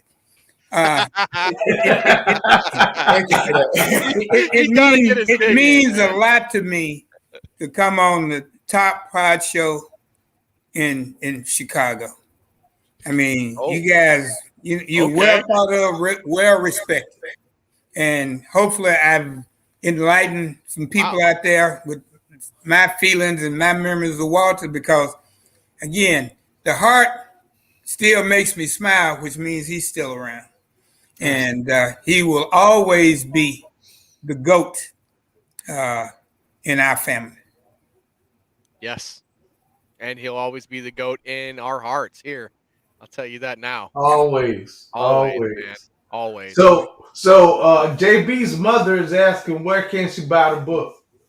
I'll send her extra copy. JB, I'll send you two. Thank you for that. Thank you. Oh, boy. What's your mother's first name? What a guy you are, Andy. That's her on the screen. That's my mom. Sandra Holmes. Yes. Wow. See, this is what I'm talking about. Hell of a guy. Michael Jordan wouldn't do this. Well, first of all, he wouldn't even come on our podcast. Michael Jordan would never come on our podcast. He probably wouldn't even watch our podcast. He's probably never even heard of Chicago Club. What? What's that? Who are those guys? But he definitely wouldn't say, okay, I'll send you a copy. Okay, sure, no problem. Yeah. Michael Jordan would never do anything like that, man. So Eddie, I mean, you're one of a kind, man. Yeah, you one of a kind, coach. I had a good time, guys. Y'all make this thing easy. Y'all make this real easy. Check is in the mail. Check is in the mail. I would expect that from one of y'all, but it wouldn't have been you.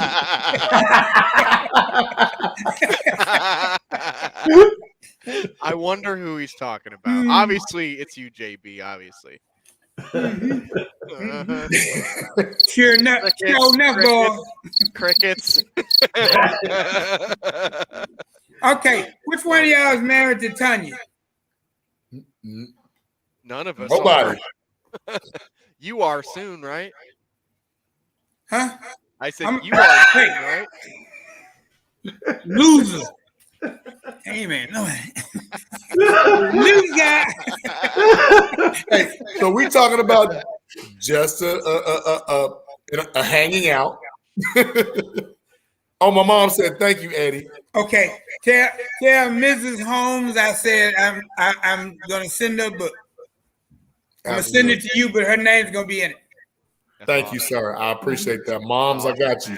I hope you enjoy it. I'm getting ready to do another one coming up pretty soon. Oh yeah. What's that going to be about? I'm gonna do one about the history. If you can, talk a little about that. Plug yourself. I'm gonna do one about the history of Jackson State University athletics and all the great coaches and great players who played there. Wow. Okay. We don't have one, so mine's gonna be the first. That's awesome. Hey, now that lineage is going to talk about a lot of people that people don't remember, and then they'll be like, "Oh, wait, I heard that name." I like that, Eddie. I like that. I'm looking forward to doing it. I've been gathering information on it now for about 6 months. Okay.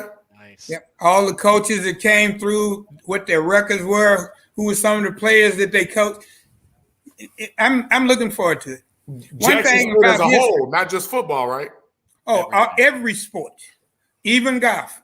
Because I'm gonna let you in on a little secret. Everybody knows Lindsey Hunter as far as basketball. Oh yeah. My uncle played for Jackson State. Lester Holmes. Lester Holmes, offensive guard. Yes. Yeah. Sure did. Played Philadelphia.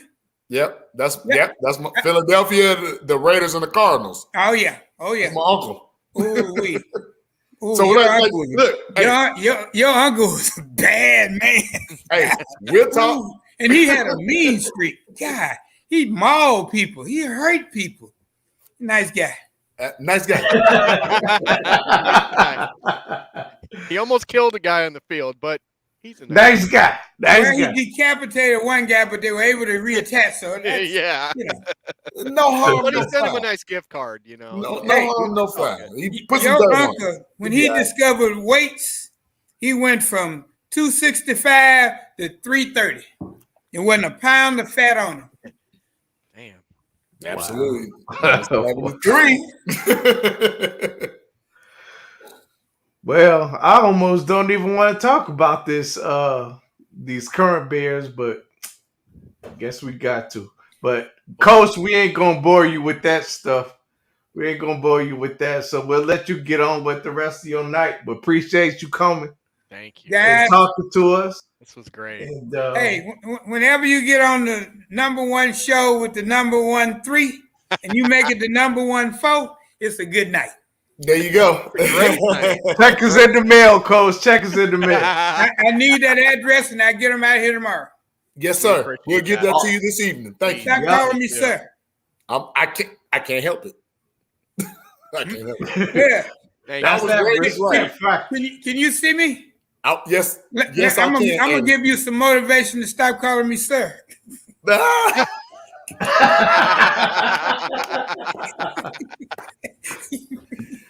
Eddie, you a fool. Oh my God, you're great. Certified. I love it. Guys, I have had a ball. Thank you for allowing me to enjoy the day with you. If you ever want me again, and you don't get run off the air because I was on, call me. We definitely gonna call you back. We definitely call you back. I'm coming down to fish. When I get to the Windy City, dinner's on me. I'm gonna hold you to it. You got a good fishing spot too? Oh yeah, I got a lake. Buddy. I got a small pond, 100 acres, but it's okay. You piqued my interest already. Okay. All right, Coach. All right, we'll holler at you, and we'll make sure we get to ready those. And the phone ring, use it. Be safe. Be careful. Hey, stay in touch. We will. Yes, sir. Right. I'm sorry. Yes, Eddie. All right, Coach. Enjoy it. Thank you. Yeah. See you, bud. Man. Are you going to? Oh, there you go. I was going to say, Terrence, you got that? Or that was great, man. That was great. What a great guy, man. What a great man. Wow. I have nothing to say after that. Like he's amazing. I don't even want to talk about the He was exactly what I thought he was going to be. He was exactly the person I expected to show up today. It is. I'll say this. He was that and more. Yes. Oh, yeah. By far. Like his youthful exuberance. He's charismatic. It's everything just showed. It flowed. Yes. Hell of a guest. Hell of an interview. Like, can't wait to talk to Eddie Payton again. Oh, for sure. And he had a great smile. A great smile, man. He's just happy. So clearly, from Brittany to Jarrett to their sister to what they have that smile. That's one of their signatures. They have that smile. So William Mookie Hill, he's a new member with us. He said that he actually subscribed tonight because of this whole interview we did. He said that he just got one of his books. He said there was only 2 left on Amazon and he bought one. And we got a great new member. We appreciate it a lot, William. I'm just gonna call you Mookie. How about that? Mookie. Almost like Mookie Blaylock, but not as good as basketball. But that's Mookie from Do the Right Thing. Do the right thing. Yeah, that's true. Thank you, Vernon. As always, good to see you back, brother. Vernon, always. I will make sure I always share this podcast to his Bears group. It's called Bears Buzz. They're really, really cool people over there. Vernon is a top-notch dude, man. Love Vernon. Vernon always comes with shout out Vernon. Hey, shout out Vernon. Vernon always comes with expertise. Always comes with knowledge. He got the name from Mookie Wilson, he said in the chat. Baseball. Yeah, Mookie Wilson. Mookie Betts. Okay. That's out there too. Mookie, I'm old enough to remember Mookie Wilson. I am. Yeah, for sure. Yeah. I am. Yeah. But so how much do we want to talk about these Bears against these 49ers? I mean, I'd rather talk about the Bulls, but I said we need to hit both because here's the thing. We saw the tale of two cities. We did. In the tale of two halves, right? Well, I'm glad the Bears scored over 20 points, right? Like 22. That's like a phenomenon in itself. That's crazy that we're excited. 22. They scored 22 points. That's crazy. But here's my problem. we were winning 16-9. We had held these dudes to 3 field goals and multiple turnovers on that. Like, why can't we put a complete game together? So, JB, here's the first problem with what you're saying. And I watched you and Terrence kind of fight about this in our little group chat. Right. And the whole time, all I could think was, how many times in that game you see the 49ers punt? How many? It was turnover on downs is what it mostly was. It's a big goose egg. Because they were going for it on 4th. They didn't punt the ball at all. They didn't have to. They didn't, right. They didn't have to. And then they kicked field goal. So if the Chicago Bears, the worst offense in the league, can't stop anybody, how do you expect them to outscore them? I don't. You don't, exactly. So that's exactly what I saw. The whole first half, I was like, yeah, we're doing some things on that side of the ball, yeah, but we can't stop the 49ers. My God, that rookie running back, that Eli Mitchell they made him look like Walter Payton. Look, he ran. I'm a fantasy guy. I'm a fantasy crazy. I've never heard of dude until Sunday. Rookie. He's a rookie. JB. But I don't remember seeing him on any draft boards. And do I even have to bring up Samuel? Debo Samuel looked like that's kind of what Debo does, though. He was killing 84 yards on the screen. Come on, man. He was killing, and he still ended up with 171 yards. Come on, man. That's crazy. But that's kind of what Debo when I watch Debo Samuel, that's go look at the tape. I guess and look I don't at watch stats. Debo enough because I was that's kind of what he does. I didn't think he was that kind of a player. He is Debo 3-yard pass and turn it into 70. He's Debo for Friday. He is Debo for Friday. Get off me. Get off the way. But here's my thing, fellas. Man. At one point, all 3 of us looked at that 16-9 score and said, "We got something brewing." I was feeling almost comfortable. Up until that 3rd and 19, I was feeling real comfortable. I didn't understand 3rd and 19, Alan. I didn't understand it. There were, and I'm not going to nitpick that and say that this is why it happened, but there was actually a couple really bad calls on that play. They actually could have got called for illegal block in the back and holding. Well, the holding for sure. The holding for sure. There was actually 2 penalties that I noticed that I was like, oh shit, they're not calling that. But I kind of get it. But I don't think that really changed the outcome of the game entirely because, like I said, they were driving up and down the field on them. They hadn't punted the whole game. That would have been their first and only punt probably, just because that defense. And JB, it's something you and I talked about before. Remember back when I was talking about the Raiders game about how when they played the Lions, they were gashing them on the run game. And I'm like, this is a concern for me, and it's still a concern today. You know, they had way too many yards, man. Right. Way too many. 467 total yards against us. Accentuate that because a lot of that is skewed because they were playing good defense, but they were giving up gas plays. Yes. Right? Yes. So but I wouldn't say necessarily great because how many times did you see them hit Jimmy Garoppolo? How many times did you see him get sacked? 0. With no Mac. No Mac. But you had Robert Quinn. You had Hicks, who's 95 now, and he obviously isn't as good as he used to be. Eddie Goldman, who sometimes he's showing up. He's not the old Eddie Goldman. He's not. Let's just say but I'm saying we got Eddie in, we got Eddie out, we got Eddie in, we got Eddie out.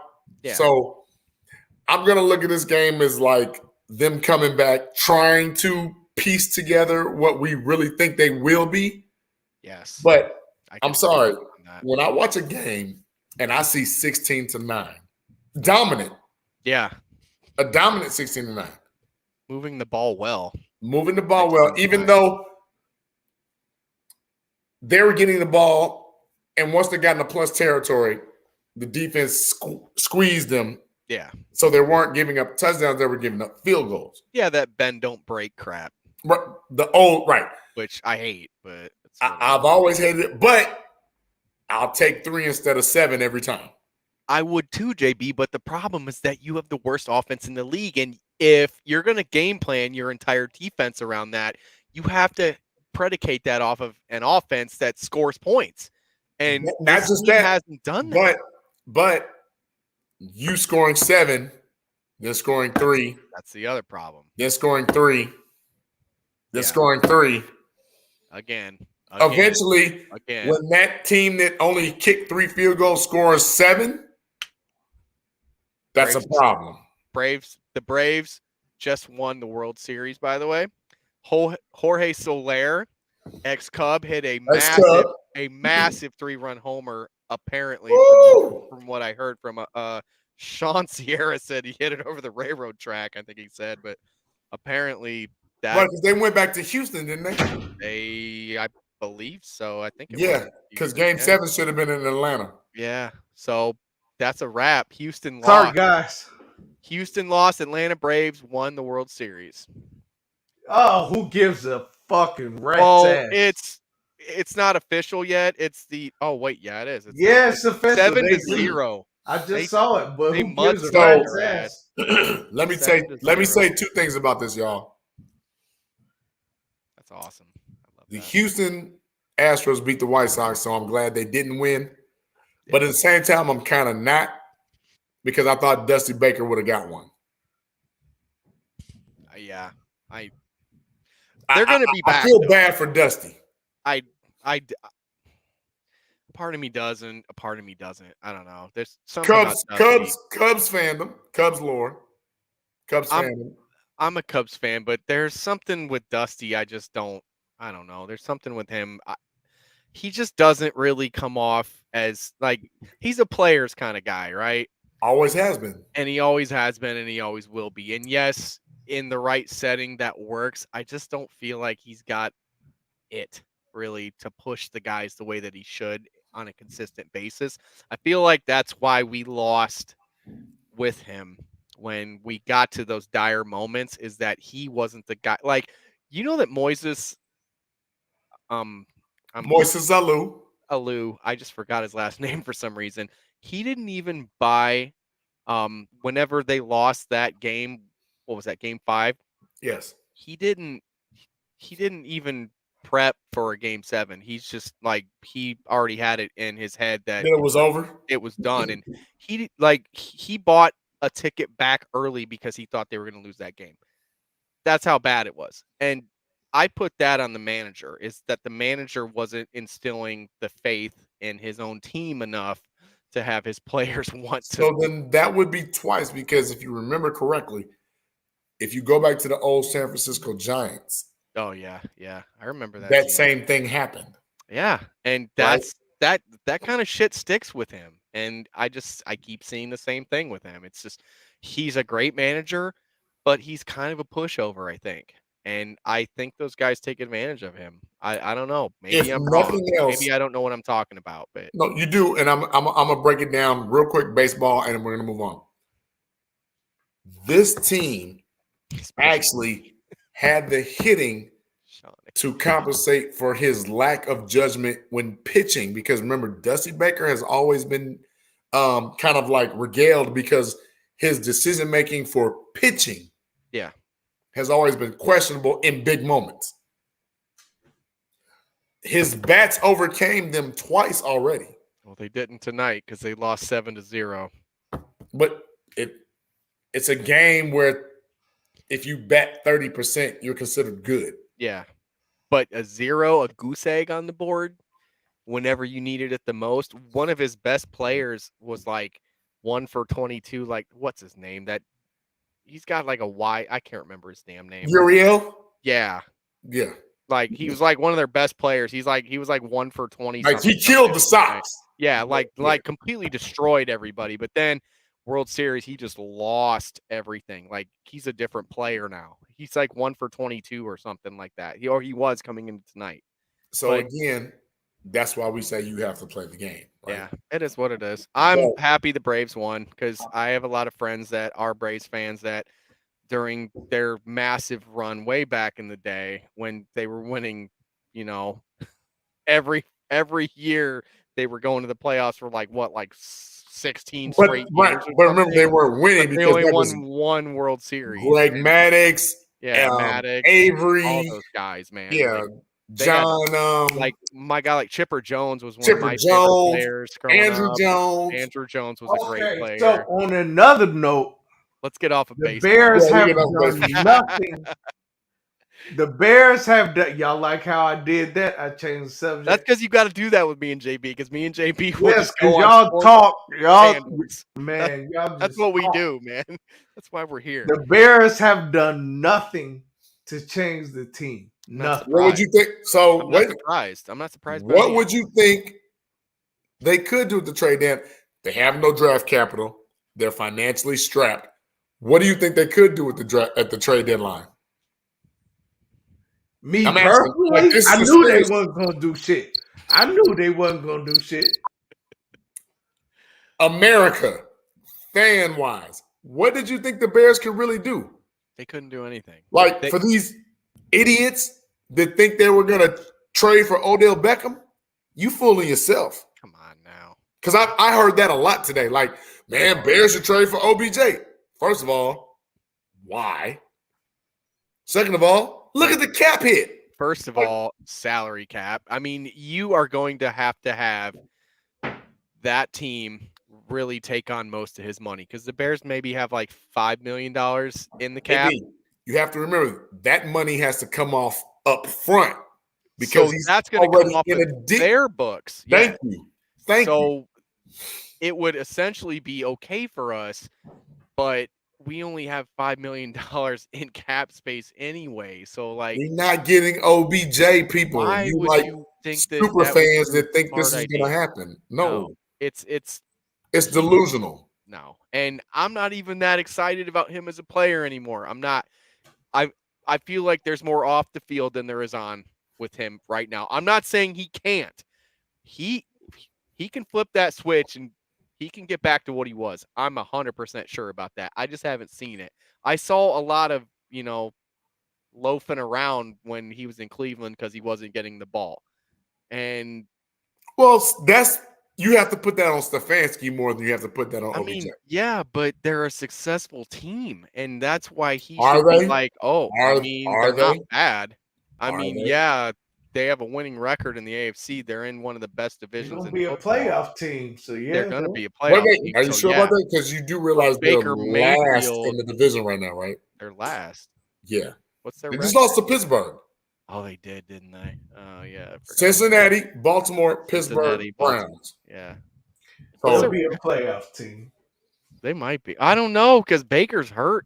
Like he's got a torn labrum in his non-throwing shoulder too. That's a big deal. And he was missing some throws the other day too. I noticed, but I still think they're a good team. But they're predicated on running the ball. They've got workhorses running the ball, and they've got guys like Jarvis Landry, and they've got what's his name? Wow, I just forgot his name. Peoples Jones. Donovan those guys Peoples-Jones, T. yeah. Higgins. They have Higgins other is a people. good player. But Nick Chubb and Kareem Hunt are hurt. Yeah, for now. Their biggest 1-2 punch, they're hurt. 4-3. They're 4-3. Okay. They can still go on a run. I mean, nobody's saying that they can't. But as the trade deadline ends today, for any of our fans that thought, of which I heard this, like, man, the Bears should trade for OBJ. Why? When there's other pressing issues we need. Yeah, I wouldn't even worry about We it. need a safety, a strong safety. We need a new vending machine. We need a some new line defense. help. We need a new defense outside of Roquan. We need a new water boy. And my God, Jalen Johnson has digressed a little bit these past couple weeks. Yes, he's still going to be a good corner. Yes, I still like him. But Jalen Johnson is not, ever since that Packer game, he just hasn't been the same. He has not been the same shutdown guy. I don't know if that's on him or if there's something wrong with him. He was I don't getting know, JP. smoked a little bit the other day. He was getting A smoked. little bit. He got beat a few times. I mean, some of those were Vildor, like that late first half bomb that was down the field. That was Vildor. he had a couple more in the middle, but Yeah, even he was Jalen, getting smoked too. even Jalen had some in the middle and on the side where I was like, oh, But that's okay. why I said I was wondering conceptually, was that one of those man zone concepts where he thought if he bailed, he had help over the top? I mean, and that's something that we're not going to know, obviously. But we can see it on film. We can see it. I don't get the all 22. I wish I did because I could literally sit down all day and watch that and fucking do that. But we can't do that. We have jobs. Sorry, guys. One day maybe we'll be able to do that for you one day, but not today. But no, man, it's just it's the same thing, JB. It's the same thing that you and I talk about on our Bear show. It's the same thing us three talk about on here. You know, they're on the decline. They're not what they used to be. The defense is getting older. The defense is getting tighter. You could watch during that whole 49ers game, they were just going at them. They were hitting them. They were hitting them. They were hitting them. They were hitting them. And then, yes, you were right, JB. They were holding them to field goals, but eventually they broke that window wide open. They reversed the grind, and that's why I said reversed the grind on the chunk plays, right? That run by Debo on that screen, like we as Chicago Bears fans hate the wide receiver screen. Oh, Kyle Shanahan turned the wide receiver screen into an 83-yard play. Well, and that's the thing about Kyle Shanahan is that he's like, they have better coaching than we do. You know, every time I looked at one of those big plays like that, there was always more 49ers blocking out in space than there were guys on the Bears they're ready to tackle. And that's the kind of stuff that we need to start developing with our offense. If I'm that coaching staff, I am taking notes on what they're doing, and I am running the same type of shit that they're running. Because if you think about the 49ers, outside of the coaching, they're kind of in the same scenario we are, except they have a better coach and a better tight end. They have a rookie quarterback. They have a defense that's hurt but good. And hurt and aging. But and their offensive line isn't the greatest. Like, they've got Trent Williams, who's decent, but he's getting older and he was kind of giving some stuff up. But what they do is they scheme and they game plan correctly. That's why Jimmy Garoppolo didn't, hit the ground all game. I don't think he hit the ground all game. He didn't. I think in the, I mean, like maybe once or twice, but third quarter was like the first time. Yeah. No. Nagy is a terrible coach. Yes. Nagy's a horrible coach, 100%. man. What do you mean? Oh, I'll adjust that. He said Nagy is not. But here's the thing with that, and I think JB is about to say the same thing that I'm going to say, is that Nagy wasn't there. Is that a coincidence that we saw Justin doing more of what he's comfortable with because Nagy wasn't there? He was getting out in space a lot more. Nagy doesn't like him to get out in space because if he goes out in space, there's a whole side of the field that is negated. I heard Andy Reid say this the other day even, and I know that that's where he got it from. You damn right. He doesn't like that kind of stuff. You saw a lot more of him running outside. He felt freer. It felt organic. It never felt like he was forcing it. He was quick. That internal clock that I bring up all the time, JB, constantly just moving, going, every play. But let's thank you. Let's break it down a little bit more. We've said before, Nagy's offense, it appears to be West Coast, but it's more air raid. It's air raid. What he really wants. That's what he wants. But when Fields last week, of which 19 of 27, I know people, he didn't throw for 300 yards. Hell, he didn't even throw for 200 yards. But 19 of 27 for that 175, and him being decisive on him running the ball, that was more of that Baltimore Ravens type offense. That was more of that Lamar Jackson type offense, which fits him well currently. Yeah, it does. And remember the other day, JB, I brought up in that horrible game they played against Tampa, my only real bright spot I saw was that Justin was making some good throws here, and he threw the ball for 68% of completion percentage. Yeah, Yes. he threw for 70 this week. It's just little small incremental steps. But it doesn't. So it shows in the stats, but it doesn't show on the wow factor. I mean, no. I mean, some of the wow factor, yeah, because like you saw him making some dynamic open plays where he was running out in space, or he was making a guy miss in the backfield and then running for a touchdown. Like he was more intentional. He was more intentional. Yes, he was more intentional. Yardage. Well, yes. Yeah. And he was the one who dictated it. It wasn't coaching. It was him dictating what he was going to do. He was decisive in his decision making, and that's all I've ever asked him to be. I think Greg Olsen said that every week. I say that to him. He was decisive in his decision making. Yes, yes, I love. But that. At this point, we can only remember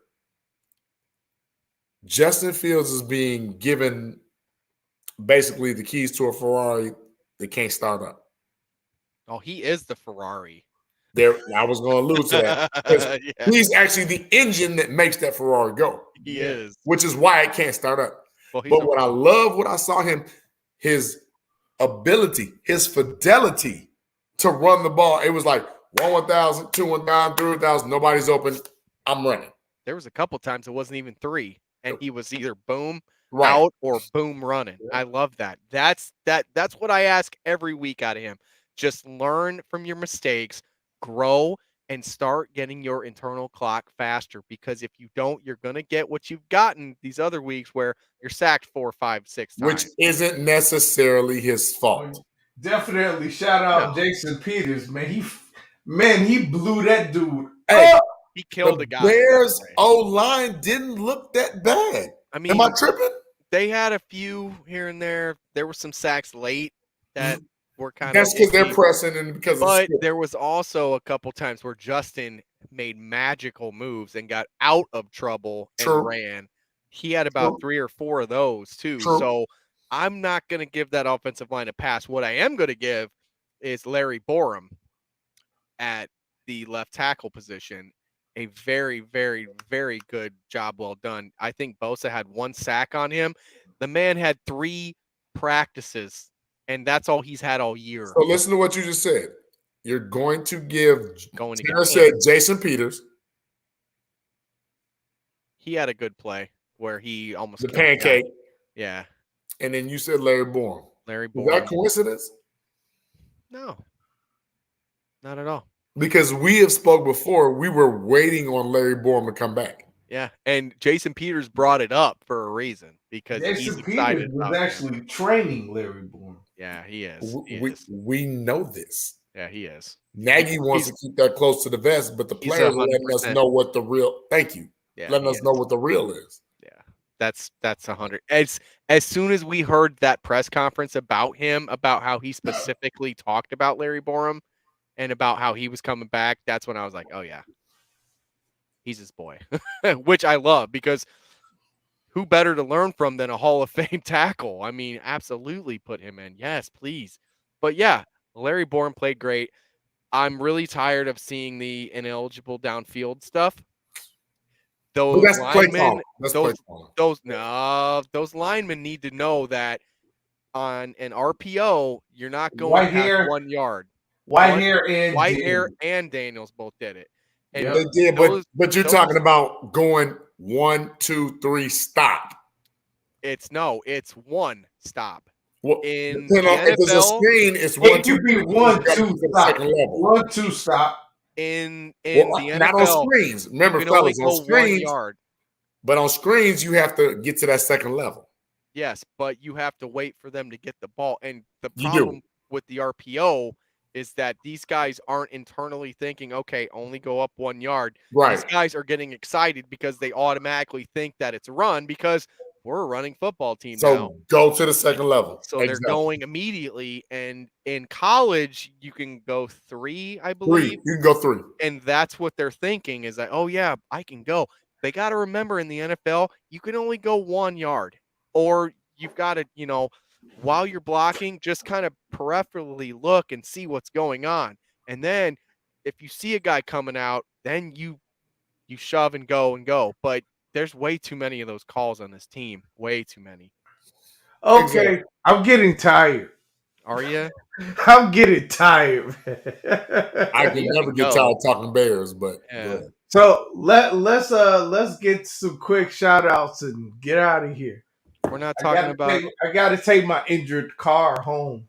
Oh, okay. I guess we're not talking about Bulls. We're not talking about the best team in the NBA right now, I guess, tonight. Okay. We've been on here for 2 hours and 50 minutes. I know. We'll make up for it next week when they're when they're 9-1, maybe. Okay. AB, I love your cat in the background. Look at her. Oh, he's a big baby. He's always following me But around. he's Oh yeah. he's knocked out. He's my guy. He's my guy. He follows me around everywhere. He's So JB, kick off the shout outs. Just shout out to everybody that's been rocking with us. I love talking to Eddie Payton. Yeah. Like when I tell you that does my heart good, I was like, man. Can't wait to talk to that dude again. Yeah. Can't wait to link up with him. Hey, he said the stakes is on him. T, I'm telling you, the stakes is on me. I can't wait. Shout out to moms, of course. Like my mom always showing love. Mama. Like that woman right there, like. That's your heartbeat. Hey, there was a song, I'll always love my mama. She's my favorite girl. Like, that Dar Spector, that's my dude. Like, I've known him literally like 30-something years. That's my guy. And like literally just shout out. I know Alan, we spoke earlier, I saw a lot of Facebook users that were posting. Hey, shout out to you guys. Hopefully we can get our real names. But I think they're getting better at it. They are. It but wasn't as bad. We got to keep reminding them because some of the Facebook users are new. Yeah. Shout out to everybody. SB. I saw Shiny checking in. Shout out to my man Bullets. Yeah. I saw Bullets checking in. P1. William. Is it William? Yes. William Mookie Hill. William Mookie Hill is a new who said he just started watching tonight. Brother, love, thank you. Keep supporting. Love your energy. Love your questions. Great pod. That's all I got. That's great. And for me to piggyback on that, I'm going to start off with saying that Eddie, that might be one of my favorite interviews I've ever done. And I said that to Terrence the other day. I said, this one's going to be special. And it was exactly what I thought it was going to be. It was great. Eddie is a charismatic, fun-loving guy who respects everyone he meets. I don't know if the man has a mean bone in his body, honestly. He's just respectful of everybody, and I praise his mom and dad for raising him the way that they did, because you can tell why Walter was the way he was, because his brother's the same way. Absolutely. Same guy, man. Our fans, man, as usual, you guys went crazy in the chat. I absolutely love it. Please keep it up. Sorry that I wasn't able to run the chat tonight. We got some email issues that me and Terrence got to figure out so I can get back on the helm. You did a pretty good job with it, Terrence. I know it's not easy for you doing that with having everything else going on. You did a good job, brother. Awesome job as usual. JB with the knowledge, as always. Thank you, man. I appreciate it. But my number one should probably go out to, you hear that noise in the background? What is that? To the Chicago freaking Bulls, baby. Bulls. I'm bringing it up anyway. Let's go, Bulls. 6-1, killing it out there. No team is too big, too fast, or too strong for our Chicago Bulls. They are for real. Let's go. That's all I needed to say on that. Go Bulls. It's on you, Terrence. Okay. Well, first, I'm going to shout out my homie, Melissa. Melissa, she said I would like a shout out. I listen. Got you. She is a new listener. She started listening Start typing Since more. we had Gabe Ramirez on, what did you say, AB? I said she needs to start typing more. Let her know she's here. Let us know. Yeah, be in the chat a little more. Be in the chat a little more, so Let we it be can known. they can get to know Melissa. you. I already know you. Hey. Shoot. And shout out to everybody in the chat. Vern, Great chat tonight. Dark Spectre, CJ, who has a show coming up. November 8th, he has a podcast coming up. And he's gonna talk Bulls. Yeah, more Bulls, but he's also gonna talk Little Bears, I think. Is he? Everybody, Mama in the chat checking in. Shit, I can't even think. Vern, and everybody else. I forget names. I'm a forgetful dude. Charge it to my head, not to my heart. And everybody who's lurking. So you're not necessarily saying anything, but you're watching. We appreciate y'all too. And yeah, big shout out to Eddie Payton, man. He had that true Mississippi upbringing. Man, he was that great. true Mississippi upbringing. He He was country as hell, but he keeps it real. And like AB was saying, he's super respectful, respects everybody, funny as hell. And He's knowledgeable. funny. Very knowledgeable. Very, very knowledgeable. And I mean, his just book. big shout out to him. He loved his brother. That was his best friend. And I am honored to have had him on the podcast. Same. And he spoke with us like we were in the barbershop. So and he wasn't Hollywood, not one single bit. Not 1 minute. Nope. So got a shout out to him. Big shout out to him. And shout out to DC that came on. And, I forgot about he asked this question and talked about the kangaroos. And big shout out to him. Big shout out to you, DC. I think that's just about all I got as far as shout outs. Yeah. Saturday. I need everybody to tune in on Saturday. I forget exactly what time. It's either 11 or 1. 11? You said 11, yeah. Okay. 11 o'clock a.m. I need everybody to tune in. We got Corey Wooten. Oh. Yeah. So if you all don't remember who that is, I know you remember Brett Favre, right? Brett Favre killer. Yes. He smacked dude in the mouth. One of my put him favorite in the games. ground, planted his ass. Medic. So for that alone, he's one of my heroes. Just for that alone. Same. But he will be on the podcast on Saturday. I need everybody to tune into that. It's going to be a good time.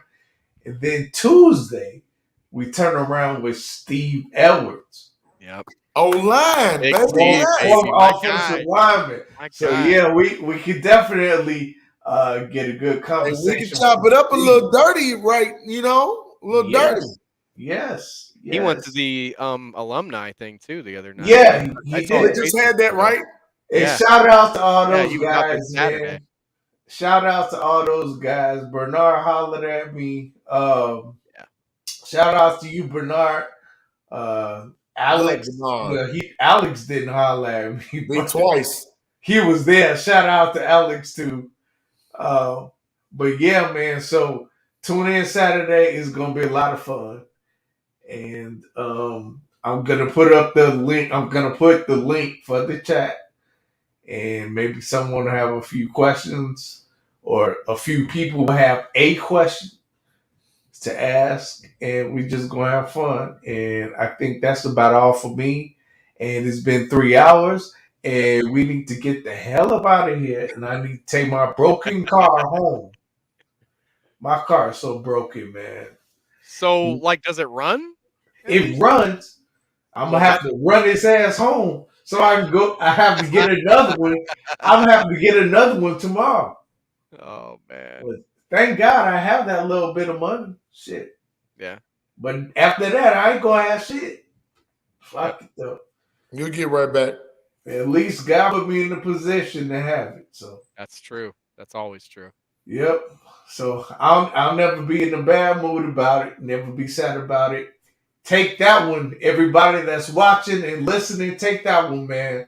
Don't ever get down about it. Like JB said, you'll get it back. Don't worry about it. That's one to grow on. Yep. Just move on. Now I think Eddie dropped a few gems too. A ton of gems. Yes, he did. He did about education. Like being scared is great motivation. Fear is motivation. Fear. I love that. Ultimate motivator. Great motivator. Yep. I live my life by that. I love that. Yep. So, with that being said, for my man JB, the stat man who knows every single stat from the 80s and 90s, basketball and football, my guy, AB, the X Factor. Gonna have some exit music tonight. I hear the music. And now, for your Chicago Bulls. I think we need to start doing openings with this shit. This is nice. I like it. So, for those two, I am T. Nick, point guard, quarterback, whatever you want to call me, the coolest dude in the room. I'm not going to say when I'm the only dude in the room. I'll just say the coolest dude in the room. We out. Later, everybody. Have a good one. You're the one that's got to do the live out now, Terrence, just so you remember.